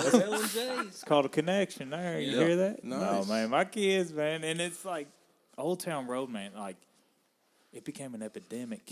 It is It was, worse man. than the White Coat But Man. set Billy Ray down. That's and have him right. play Worse Old than the Town Road by white. himself. Well, the White can Coat do it. Man He's is a great dishing singer. out Old Town Road. Is what's Man. going on. Like I said, there's music that comes along, and if you don't get it, that just means you're too old. That's right. You have to realize that. There was we just had an anniversary of 33 years of Beastie Boys License to Ill. I bought the cassette the day it came out. The day it came out, I was 11 years old. I bought the cassette. And I turned on so many people in Beckley and Shady Springs to the Beastie Boys. They don't really remember it, but they all have me to thank for No Sleep Till Brooklyn, You man. don't want to Oh, go. yeah. I mean, so Ask your mom, please, but you still says no. I love that song, man. but my parents didn't get it. It's like you got to fight for your right to party. So I didn't get Old Town Road. There's Yeah. been plenty of them I don't get. Say what you will about it, but it's catchy, Marcus. Well, it's it gets in catchy. your head. I give it Dude. that. It's got a hook. But Dude. I try like and, what I was and getting get you to. like a fish. You can do all Yeah. tail dances you want, but you ain't can't getting hate out of on it. Yeah. You ain't can't getting hate out I of didn't on get it. it either, and I was getting frustrated. when my son was singing it. Yeah. And then I was in there doing dishes going, caught "Okay, yourself. no." I was like, Caught "Whoa, yourself. stop it." That's the thing. Starts laughing Folks yourself. didn't get Elvis. You know, folks didn't get the Beatles. Folks didn't get, so it just means you're too old. I think, That's though, right, I understand. on that same token, though, a lot of what's wrong, he's talking about current music, mainstream music. I think a lot of what's wrong with current mainstream music is they do play it too safe. Is it's all like manufactured from, you know, the top down to the last note. Every little note has to be perfect. The songwriting has to try to be just, you know, don't offend anybody. Don't say anything. Yeah, 20 writers on one song. agree. It's just totally, it's like, you know, it's manufactured. It's not at all real. It's not at all one person's perspective. It's That's like I right. said, it's from the top down. It's cleared from, okay, here's the executives say that it's okay. We've put it together. We did some research, and last year this is what was selling big, so we're going to try to do a little something different, or we're going to continue to ride that wave. That's right. It's like there's nothing hardly that comes through that's new and fresh in the mainstream. The analytics getting away, right? Well, they cater the music to the money, and that's, Yeah, you know, that's right. they cater the music to what makes the money, and the people who buy the music, and the people who buy music now, it's streaming, Yeah, so they're young, that's right. Yeah. and they like what they like. Yeah. So you know, you can't. They're, Really, the young people don't think about the lyrics of a song, the skill set that it takes to play a harmonica plus a shaker plus be able to play guitar or whatever. They don't think about the skill. They just want it to be catchy, right? And then once it hooks, and and then Well, the industry has conformed themselves. young people, people in general, but especially young people, have to be told what to like. That's right. Like, my son is a huge Rolling Stones fan. It didn't really come from me. It came from playing video games. Really? Like Call of Duty and stuff. They play, Rolling Stones constantly. And he's a huge Rolling Stones fan. He loves Ozzy from Megamind. Okay. He's heard these songs from his cartoons and his video Being games. influenced through it. Yeah, Right. I got So, you. I mean, there are ways to get good music. However, there are no ways for them to get good new music. I got you. You have to be told what to like. That's right. If there was new music in those video games and in those movies, he would like that. That's right. So it's the same way with I agree. adults, same way with people. I agree. A few years back, nobody was paying attention to Tyler Childers and sitting in the No, corner, not at all. right? Yeah. And now people have told, oh, you got to hear this guy. Oh, really? Okay, well, I'll give it a chance. It's like exponential, right? Once you Now, it catch has to on, be- it's like It you still take has to be off. good once they find it. That's right. But finding it, that's the hardest part. That's the Childers, man, and like we all just heard of his recent success. Oh, yeah. And that's pretty cool. Sweet. That's really cool. To let you know that it's possible. That's right. You can take off from here. Do you think it's just become the next new thing? Like, hey, I'm a new thing. And then once you get to there. I think with him, he deserves all of his success totally. He's great. We played a show with him one time at the Empty Glass up in Charleston and got to see him and stuff up close, like from here to us. He was playing with his band. You know what I mean? There was, and the Empty Glass is smaller than the Pump House. The Empty Glass is probably about 100 people probably comfortably fit in there, and there was probably 70 in there. And this was summer of 2016. So just a little over 3 years ago, you know what I mean? And in that amount of time, he has blown up to where he's at. But what you have is certain people don't jump on board until they see that it's a success. Got you. You know what I mean? Certain people, if you're playing the V Club or something, like, oh, they can't, they don't even, it doesn't register to them. I don't know if they think that person might not be that good or they don't know. It's not the fad yet. But then once you make it over to the Big Sandy or something, like, oh, yeah, we're going to go over there and get the $8 beers. Tomorrow night, just Big Sandy. Hey, plug it. The lobby. Where are we playing? We're actually going to be at the Big Sandy Arena tomorrow night in Huntington, West Virginia. We're going to be opening for Brock Thompson. Yeah. He's having an EP release party, and part of the money and benefits is going toward the Autism Training Center there in Huntington. Oh, wow. So we're real happy to be part of it. So come on out if you're near Huntington tomorrow. Yeah. Don't have any merch. We'll have merch, but I don't know. This will be a fundraiser thing. I don't know if we'll have merch or not. Well, I'm sure Take they'll. some I'm money sure in case they'll they have have merch. sure they will. I'm going to get mad at We're you. going to bring If some you merch let in. Well, I'm you gonna got to get buy upset. Brock's. Don't get Brock's no going to have his Don't new get me EP. up. There you go. So buy Brock's new EP. That's what you can do. Good deal. But I think- Brock's new EP. Brock Thompson. With Tyler too, I think part of what has led to his success was, obviously Sturgill Simpson. He got in with Sturgill and Sturgill's success. But I think one of the guys, and me and Marcus was talking about this, that really kicked the door open and for the mainstream to get people listening to stuff besides Luke Bryan. I'm going to diss Luke Bryan on here. I'll say that. Marcus says that. Mark says careful, but I'll diss Luke I Bryan. already got on Old Town Road. You don't want to alienate everybody. And it's not. And here's the other thing too. Like a lot of this mainstream, in terms of the talent, JP is no apology. Go ahead, Jay. in terms of the talent in his band. I mean, I'm sure he's got world class players, but the songs, you know what I mean. A lot of this stuff that's like, you know, Oh, it's radio. it's just nonsense. call it Really, it's But nonsense. finish your thought, because you were not saying Luke Bryan opened the doors for. No, what I'm Okay, saying finish is your thought. Chris Stapleton. Chris Stapleton came out in like what 2015, his first album. Yeah, but And he helped, I think, was one of the first guys that was playing more genuine, real stuff. And he kind of broke down the door, and he got huge, like in 2015, especially when he did, what was it, the CMAs or the AMAs or something with Justin Timberlake. Justin, that don't is get me wrong. If I could incredible Timberlake. Yeah. collaboration. But I like Chris Stapleton more when he sang for Steel Drivers. Well, sure. Yeah, I do too, really. That's what. Why can't he get no respect? Why isn't the Steel Drivers is big? Why aren't they still together? Why Yeah. did he have to branch off and go and do that? Well, Yeah. still- I mean, he's still Different, just as talented. different style of music. He was able to do something different as a solo artist that he couldn't do with the Steel Drivers. So I see that he was able to go a more bluesy, southern rock route with as It's a his solo voice, artist. though. Yeah, Yeah. he I was agree with that, like yeah. the runs and things. Yeah. That wasn't a Steel Drivers thing. The God, Steel how- Drivers had great success. Great success. People Yeah. know who they were even before he started blowing up. But Yeah. as a solo artist, he was able to go to a whole different world. And he'd been writing songs for 20-some years, I guess. How do you not go to Plenty that in the- world? How do you not go to that world with the Steel Drivers sound? I know that's what Because I they was- played a slow banjo. Yeah. They played a slow banjo, which is bluesy as hell. Like, with that blue side of the mountain. Well, and I don't Yeah. know the Yeah. I don't know the history. It may have been something. He may have other reasons. But There's part where of we're the missing. reason That's what we're might have missing. been money on the table, man. It might have just been time. He'd been writing songs and doing that for 20 years. It might have just been okay. It's time to make this paper. I don't think that he. But you're he's- probably he's a- on to He's a something. cool dude. Yeah. I went and seen Tyler Childers in February or something like that. I He was played up in Newport. there. I was there. And he was sitting behind us, Chris Yeah, Stapleton, Chris in the middle of the crowd. Oh Didn't wow! you take a piss Wow. beside him? Chunk did. Oh, Chunk. No kidding, man. And like he was in the bathroom. I invited I the was like, wrong "Dude," brother on I this was like, podcast tonight. I invited the wrong one because that story would have made this podcast No right. doubt, man. I know the story, but I was like, man, because you see that, the big tan hat, Mm-hmm. and I was like, that's Chris Stapleton. He just walked by. No, you told me. Yeah. JP, That's very cool. he told me and my I was wife. like, He's like, that's that's Stapleton. Stapleton behind it. And Wow. my brother We went Chunk was nuts. like, nah, that ain't him, just sitting up there. Yeah. Well, then he had to go to the bathroom, and he came back. He's like, that's 100% Chris Stapleton. He's like, Yeah, he doesn't blend in too well, does So he? I lived in Nashville for 7 years, so that kind of stuff happened, and it was Yeah. kind of cool. But you're not Not around expecting here. it. Yeah. And he was sitting up in the nosebleeds. Yeah. Like, the farthest away from the stage that you can get is where Stapleton sat. Where was this at?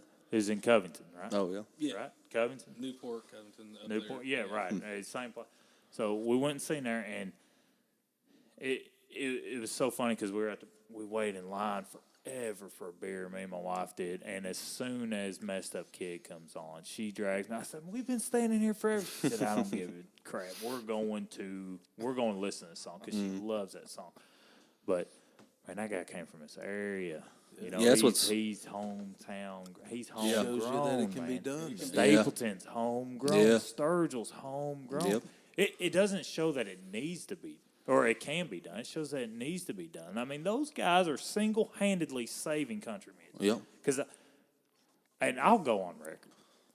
80s country, 90s country, early 2000s country. I mean, oh my gosh, like, Take it easy. It got worse over time. You sound like Randy Travis, so don't. yeah, but Don't get too yeah, I hard. mean, you're right. I mean, He looked a little like that. and we're chewing the fat. We're chewing the fat right here, right? But I'm digging up bones. I loved 80s country, by the way. So, I did too.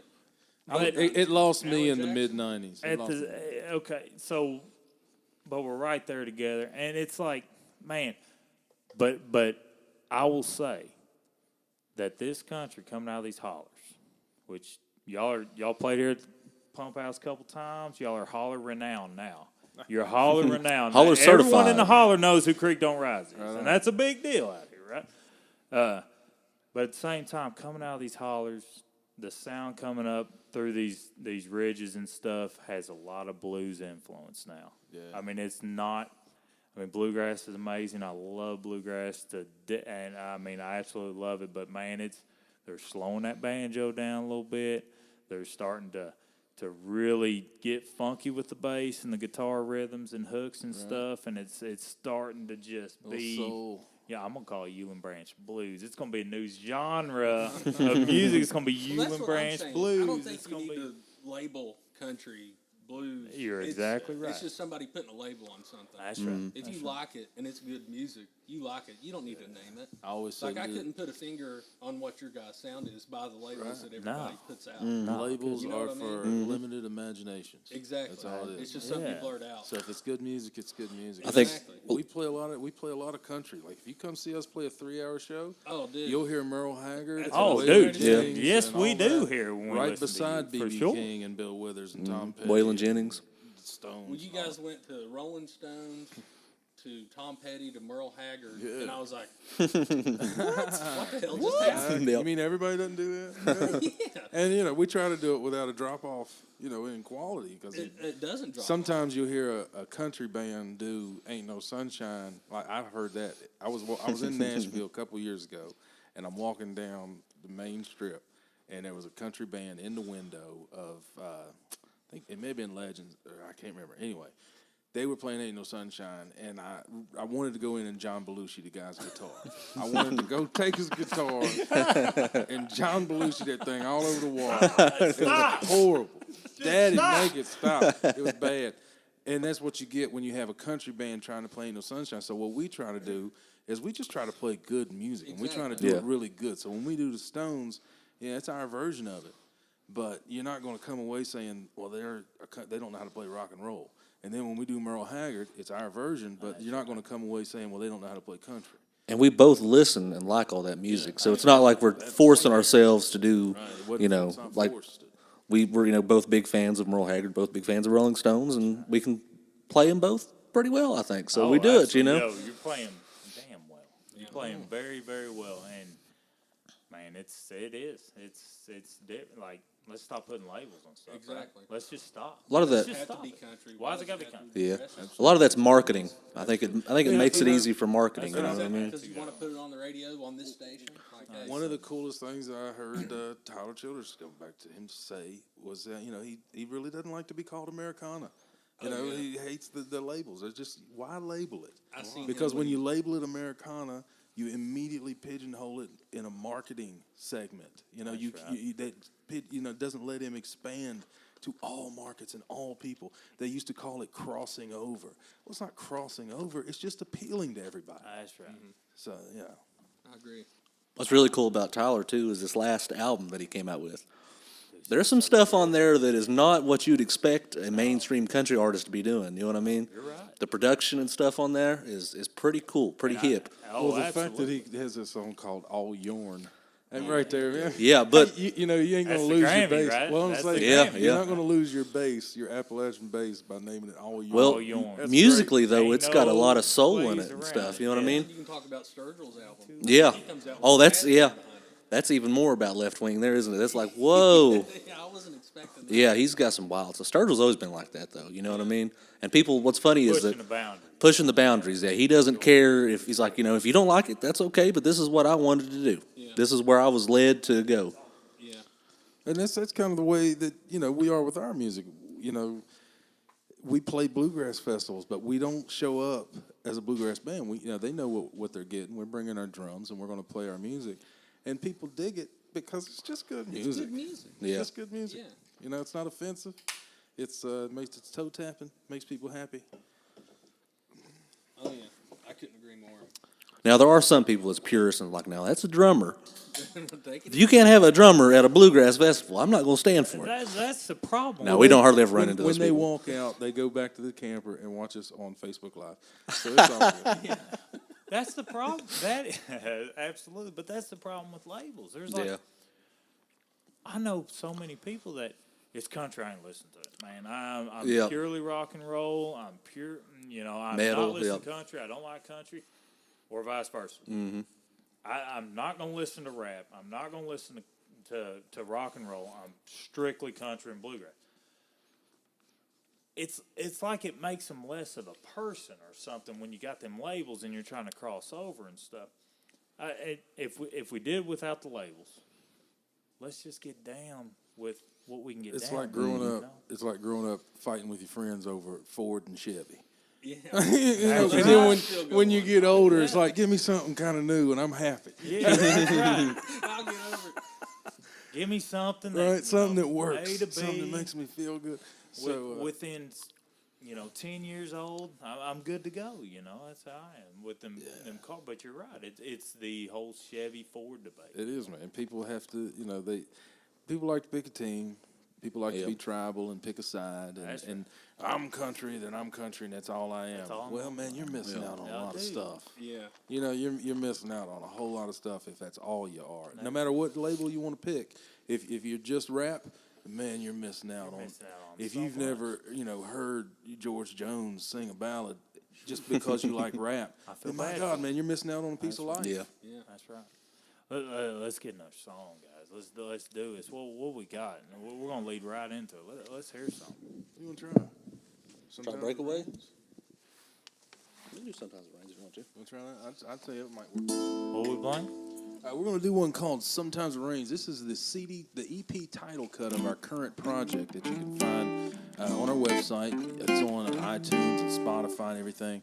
But this song is written about depression. Okay. So it's another touching, moving subject. Gotcha. Everybody has some level of it, and most folks deal with it at different levels. But this song is about how sometimes you can be on top of the world, feeling like everything's going okay, and then sometimes it rains. So that's what it's called. Sometimes it rains.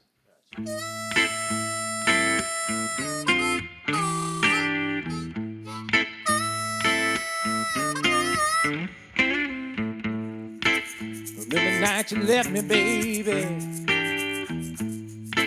Swore I'd never love again. No. And it drove me crazy, baby. That broke me down again, but pick myself up, brush myself off, yeah. Oh, I relearn the stress. Well, I'm feeling strong, but sometimes it rains, always sometimes. Sometimes it rains, always sometimes. Sometimes it rains, and that's when I feel the pain. Feel the pain, yeah.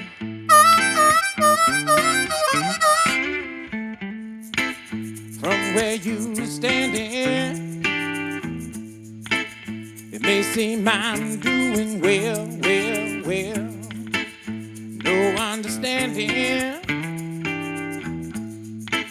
that my life is really hell. Well, got a real good job, got a damn good name. Well, but I got a problem sometimes. Oh, it rains, yeah. Sometimes it rains, always sometimes. Sometimes it rains, always sometimes. Sometimes it rains, and that's when I feel the pain, yeah. Feel the pain, yeah.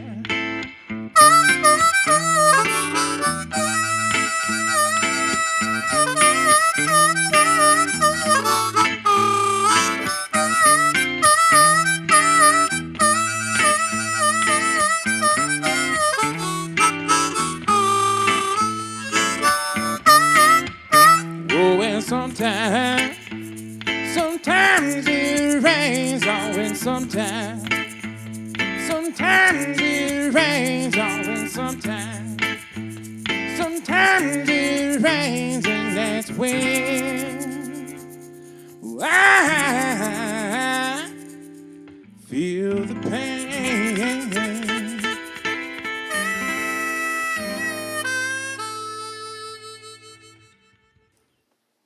times, man. That rain. Damn right. Holy cow! And you said that's on your.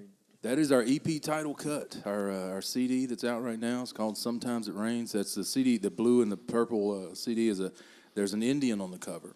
He's on horseback. Native American. Native American. I'm sorry. It's the proper genre. Sorry.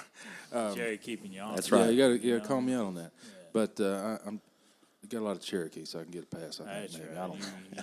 Who His knows? great-great-grandpa was a half Something Cherokee, like so- that. I got a quarter Choctaw. If you're- Oh, okay, good enough. But anyway, Now, was that Cherokee the Indians or out here on?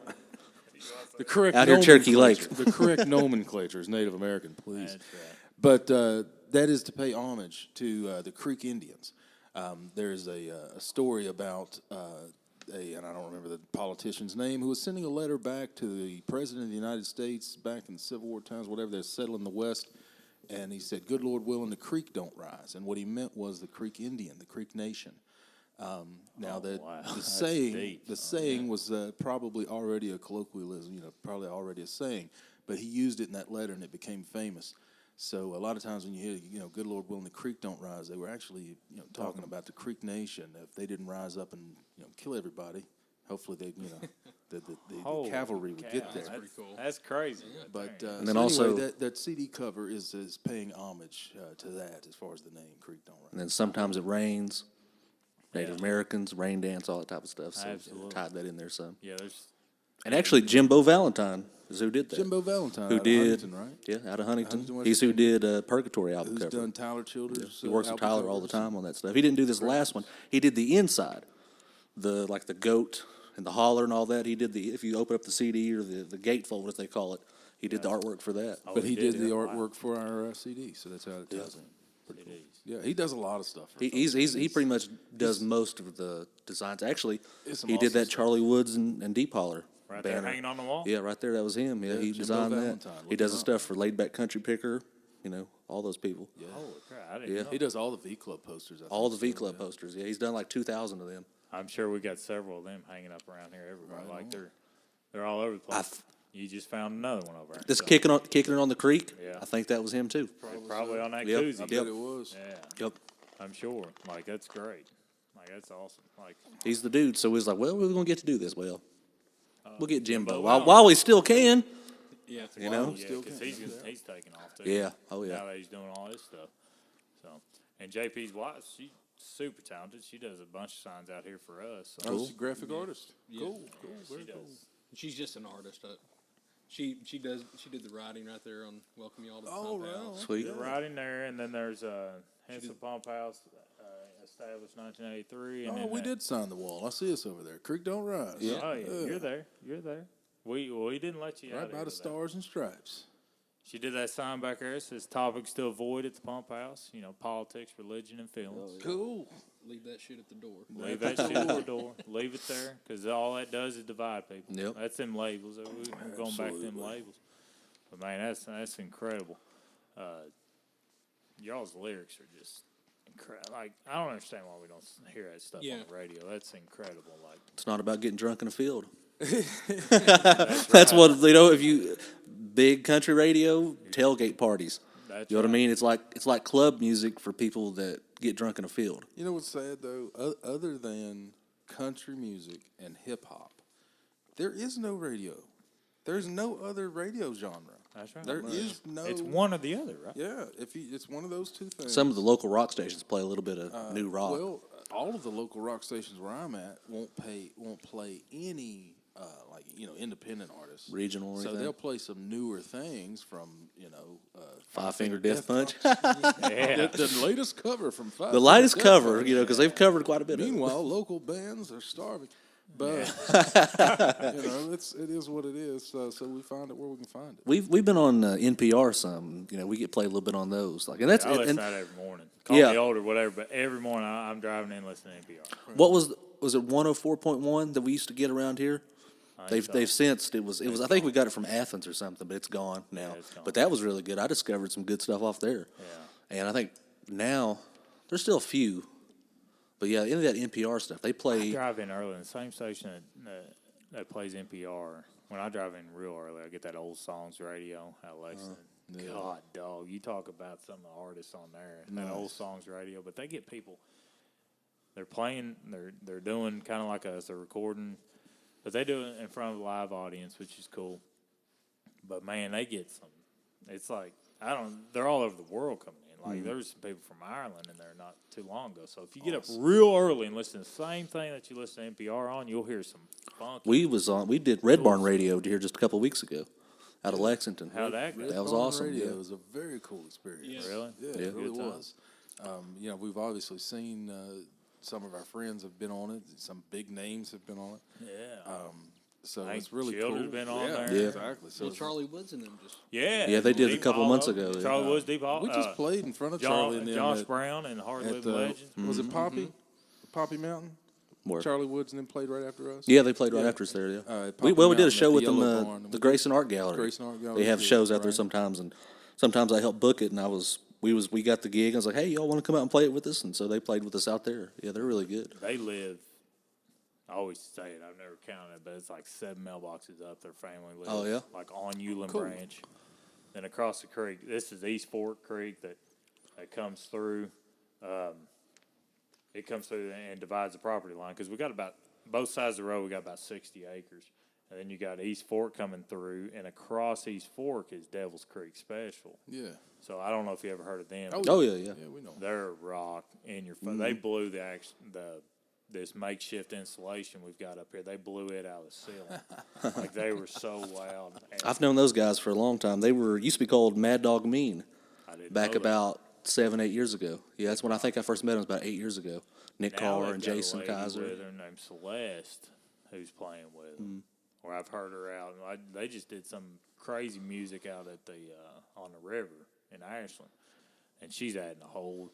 She used to be part of, and Celeste, if you listen to this, and correct me if I'm wrong, but I heard she was part of Gypsy Rose. If I'm wrong about that, I'm wrong about that. But Gypsy Rose is a band that used to play around here. But Oh, yeah. Jerry's very familiar. He's told me about Gypsy Rose. Yeah. Yeah. They were good. Oh, they're still together. Yeah. Gypsy Rose still together. Yeah, they play, somewhere every weekend. I remember, like when I was first starting to play out, which was about 2011, 2012, they were like, for this area, they were like the biggest band around, you know what I Yeah. mean? Over Like, at the Rally. especially Rally, Frogtown, all that stuff, and they were great. Great band, all down the line, great players. Celeste, correct me if I'm wrong on that, but I heard she was. But either way, even if she wasn't, she's nasty. what's her She's last so name? good. She's one of those that just has one name, Mark, like Madonna, Slash. She's got that one name. think That's all she Celeste needs. I'll have to look her up. I know. You don't ask her what son Slash's was a last great- name is, do you? Her son was a great little football player on my team. I'm a JFL football coach, and he was a great little player. He was young, and man, once I get him in the right direction, man, he's going to be incredible. But so Celeste, look her up. She's incredible. We, She really was. That benefit we played, Devil's Creek Special was on that Yeah, back okay. in February. That's right. But they didn't have her with them yet, Okay. so I haven't heard them She with her. adds a whole different, it really is incredible. She is just, and so that kind of leads me into give some shout outs to some artists y'all just love right now, doing it right now. Some I really local like, artists, not really giving big play time. Go ahead and give some shout outs, some people that you know that are just doing it and need. Do y'all know of anybody that? Oh, yeah. I'll let you go ahead, Jerry. I'm a really big fan of Laid Back Country Picker. Yeah. He's an incredible guitar player. His whole act, though, he's one of those guys, he's got an act. Yeah. You know what I mean? He's got great songs, but he's got an act, too. You go see him. He's back on the wall. His Oh, little yeah. Stigger. Yeah, he's played out here. Yeah, he's one of my favorites. We did an episode, the very first episode of the Laid Back Country Picker television show out of Ashland. Dude, I seen My that. TV, That was yeah. incredible. Creek My Don't Town Rise TV. was the guest on the couch. And you know who was the season finale? It was Tyler Childers. But anyway, Magnolia Boulevard. I don't know if you've heard of them. Yeah. They're out of Lexington. They just went on tour with Blues Traveler. Gotcha. So they just played like the Beacon up in New York. Okay. And like they were doing theaters all Going all the around. way up to New York. They also Yeah. just made me very jealous. Well, we Gotcha. I'd love to be playing with Blues. Oh, Blues absolutely. Traveler fan. Right? I'm not. But I would love to be opening for Blues Traveler. But we did a show with them. Actually, our EP release show we had up in Charleston for Sometimes It Rains. just like I don't know, a month or so before that, I'd heard Magnolia Boulevard. I'd heard of them, but I hadn't heard them.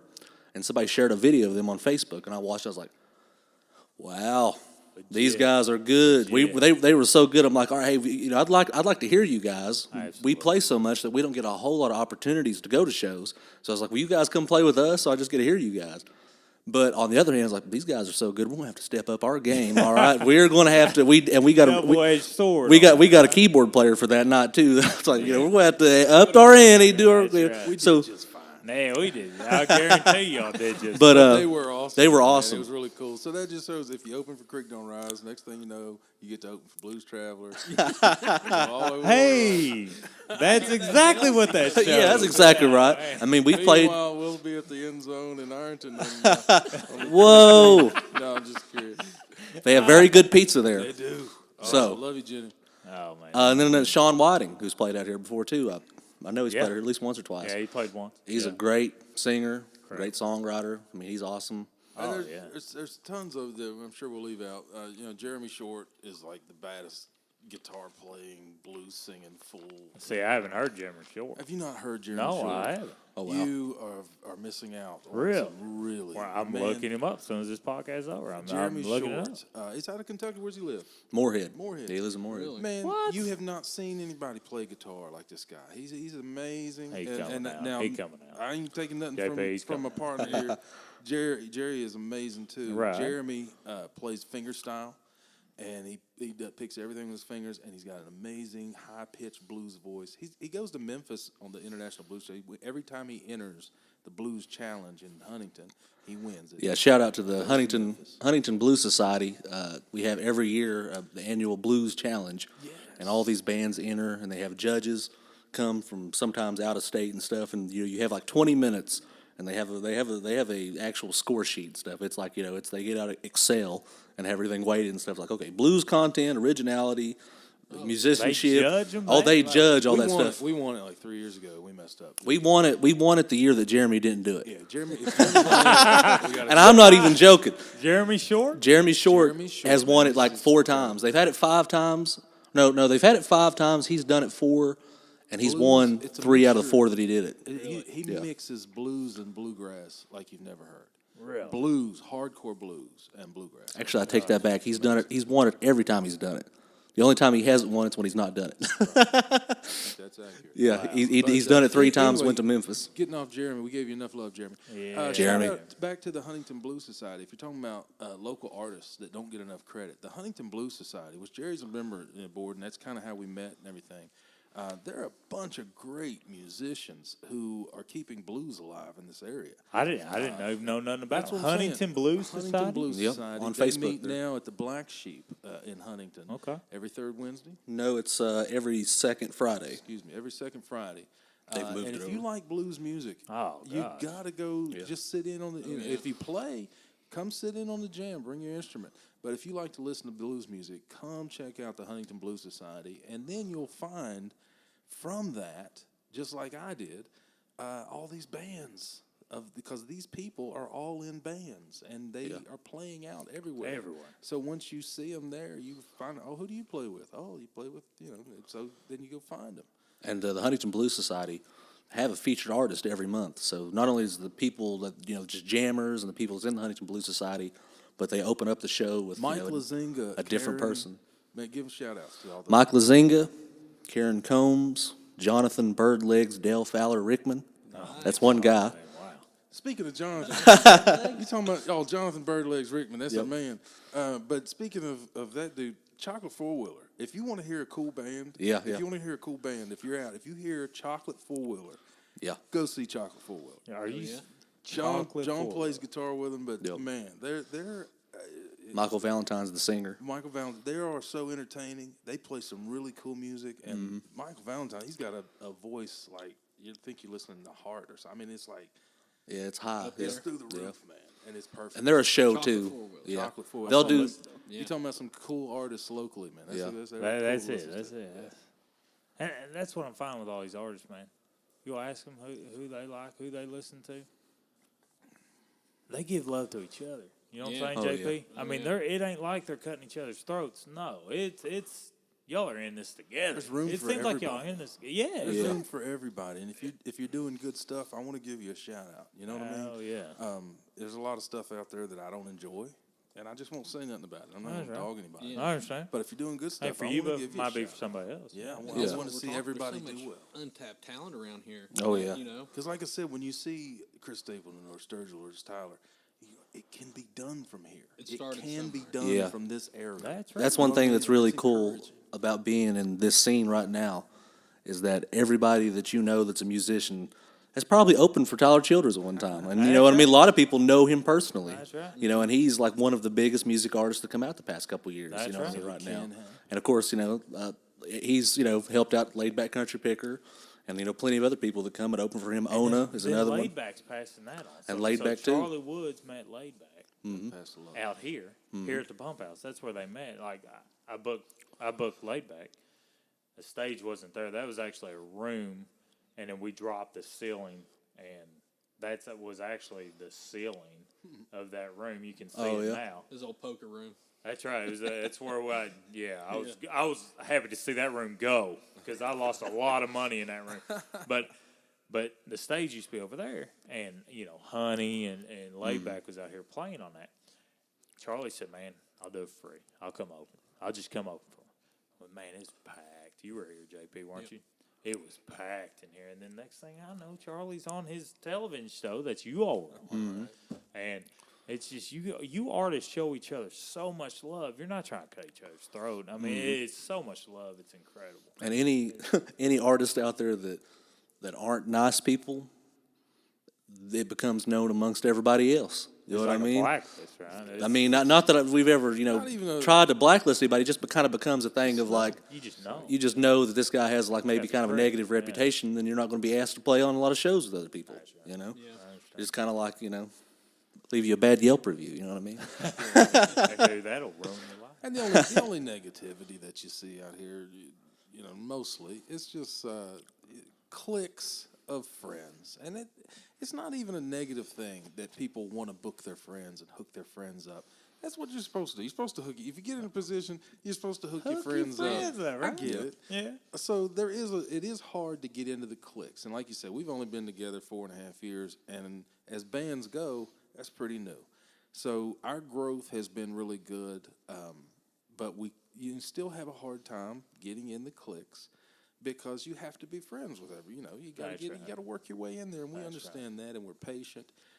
Like I said, we like building our fans, you know, through Facebook and social media all over the place, and it'll catch on and it'll That's grow here. intimate, man. It's But, so intimate. Once that you know, way. we're getting in the clicks. We're starting to get some of the cool things, and you know, as long as we can keep performing and have a good attitude and not let people down, I think we'll get more. Well, don't forget about us when y'all get big. No, please. no. Y'all gonna hit that big because you guys only been at 4.5 years. It's crazy because that's still we're at the end of the episode. I've had this long to think about that, and that just blows me away how good you all are. I'm able to get you all to come out here to the Pump House and listen to us. I mean, we're sitting here with a struggling wood stove that heats propane heaters. It's to keep- comfortable great, in man. here. It's Oh, very well. comfortable. Shoot. You know, there's some nights it ain't, whether it's the heat or the people here, and we just appreciate you guys coming out. But let me get one. I need an encore. Let's do one more. We'll land this plane because we can go all night long. But you got to get back to Hurricane, right? Ken, yeah. right? Gotta You get got to back get back to Hurricane. Hurricane eventually. But And it's a long walk back to Raceland. the Suzuki is low on oil, and he's got to get back to racing. So. but give me one more. What Give me song do you want to do? You want to thank the Lord? So it might be an easy one to play. We're trying to figure out what we can do with this Let's configuration do Down I Go Yeah, Again. that's right. of just him on the guitar and me singing. Yeah, y'all are. I've okay. handicapped y'all tonight. Well, here's one that we're going to put on our next EP, and we're currently recording with Daniel Chaffee at Sunny Day Studios in Charleston, West Virginia. And this is one that's going to be on there. It's kind of a slow dancing song. It's a song about falling in love again. You know, when you've probably when you get over somebody, and then Here JP, you you go. dance with me? Here you go You again. dance with me, JP? Here you go again, man.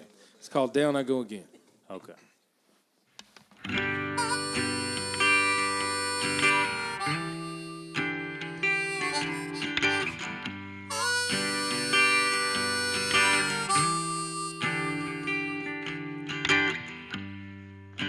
Well, I don't want to start no trouble. I ain't trying to pick a fight.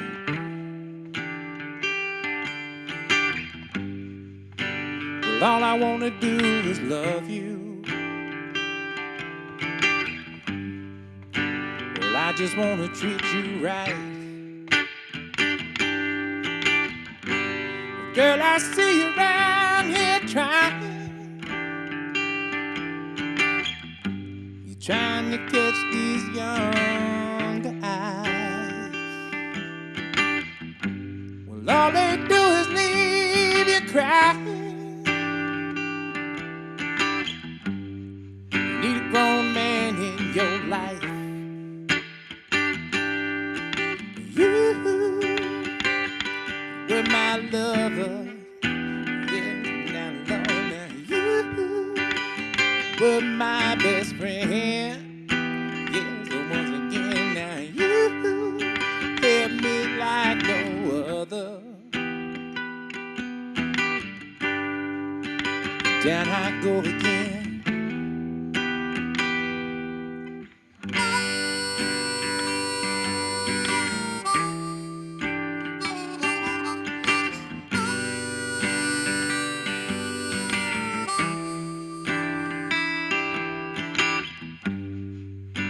Well, I don't want to be a problem.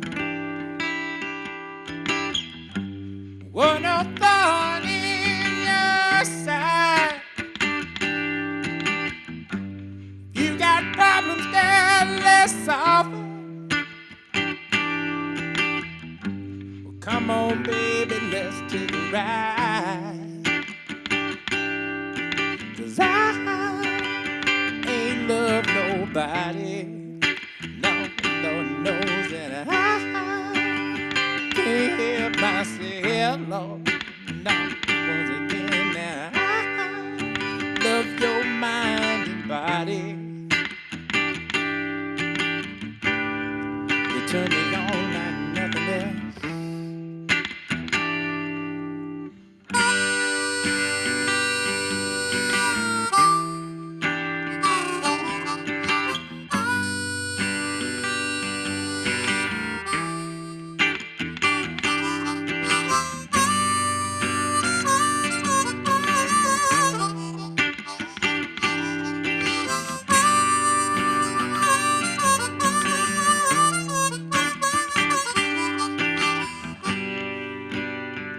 You were my lover.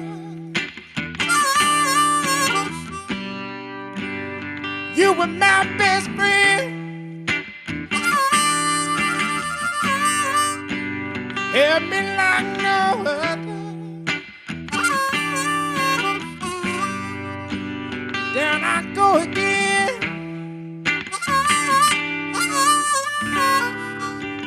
Down I go again.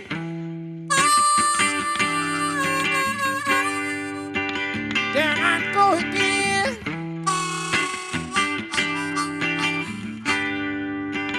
Down I go again.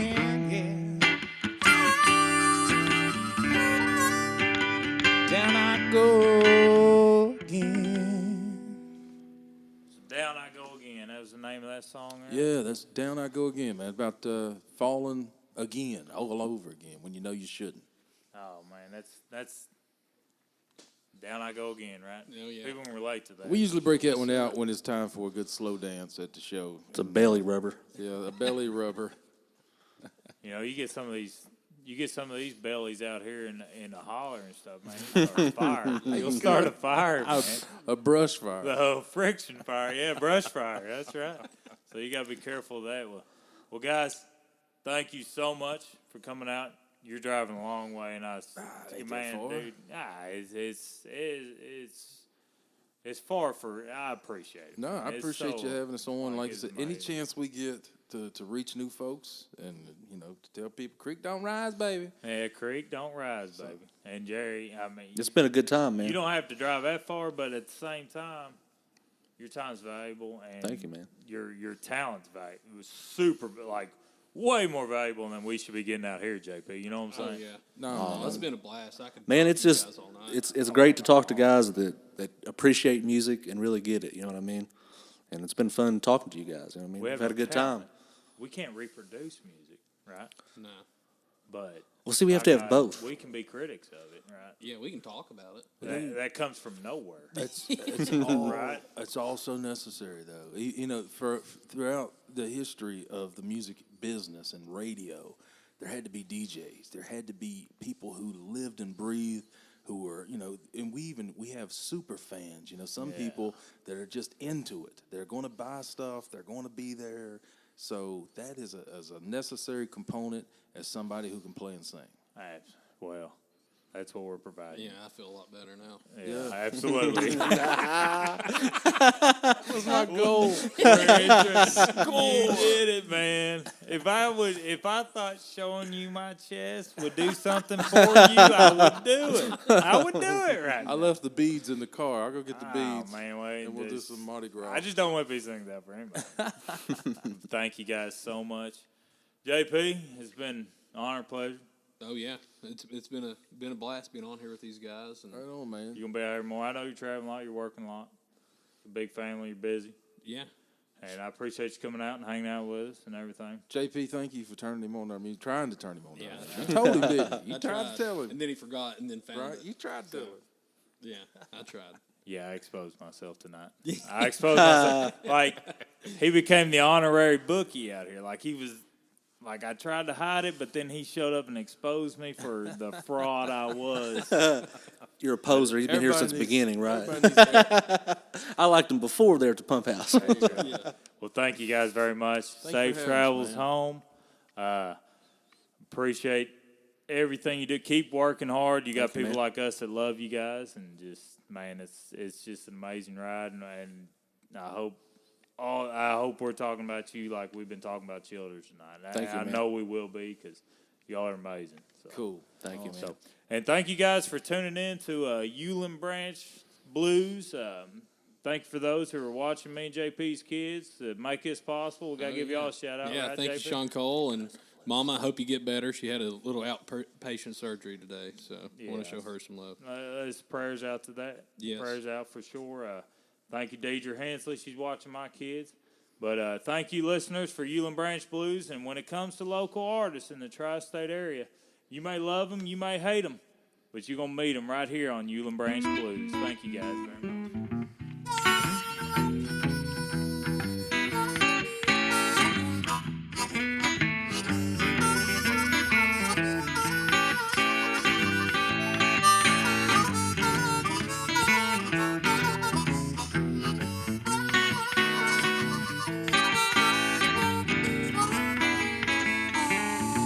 Well, a rolling stone gathers no moss.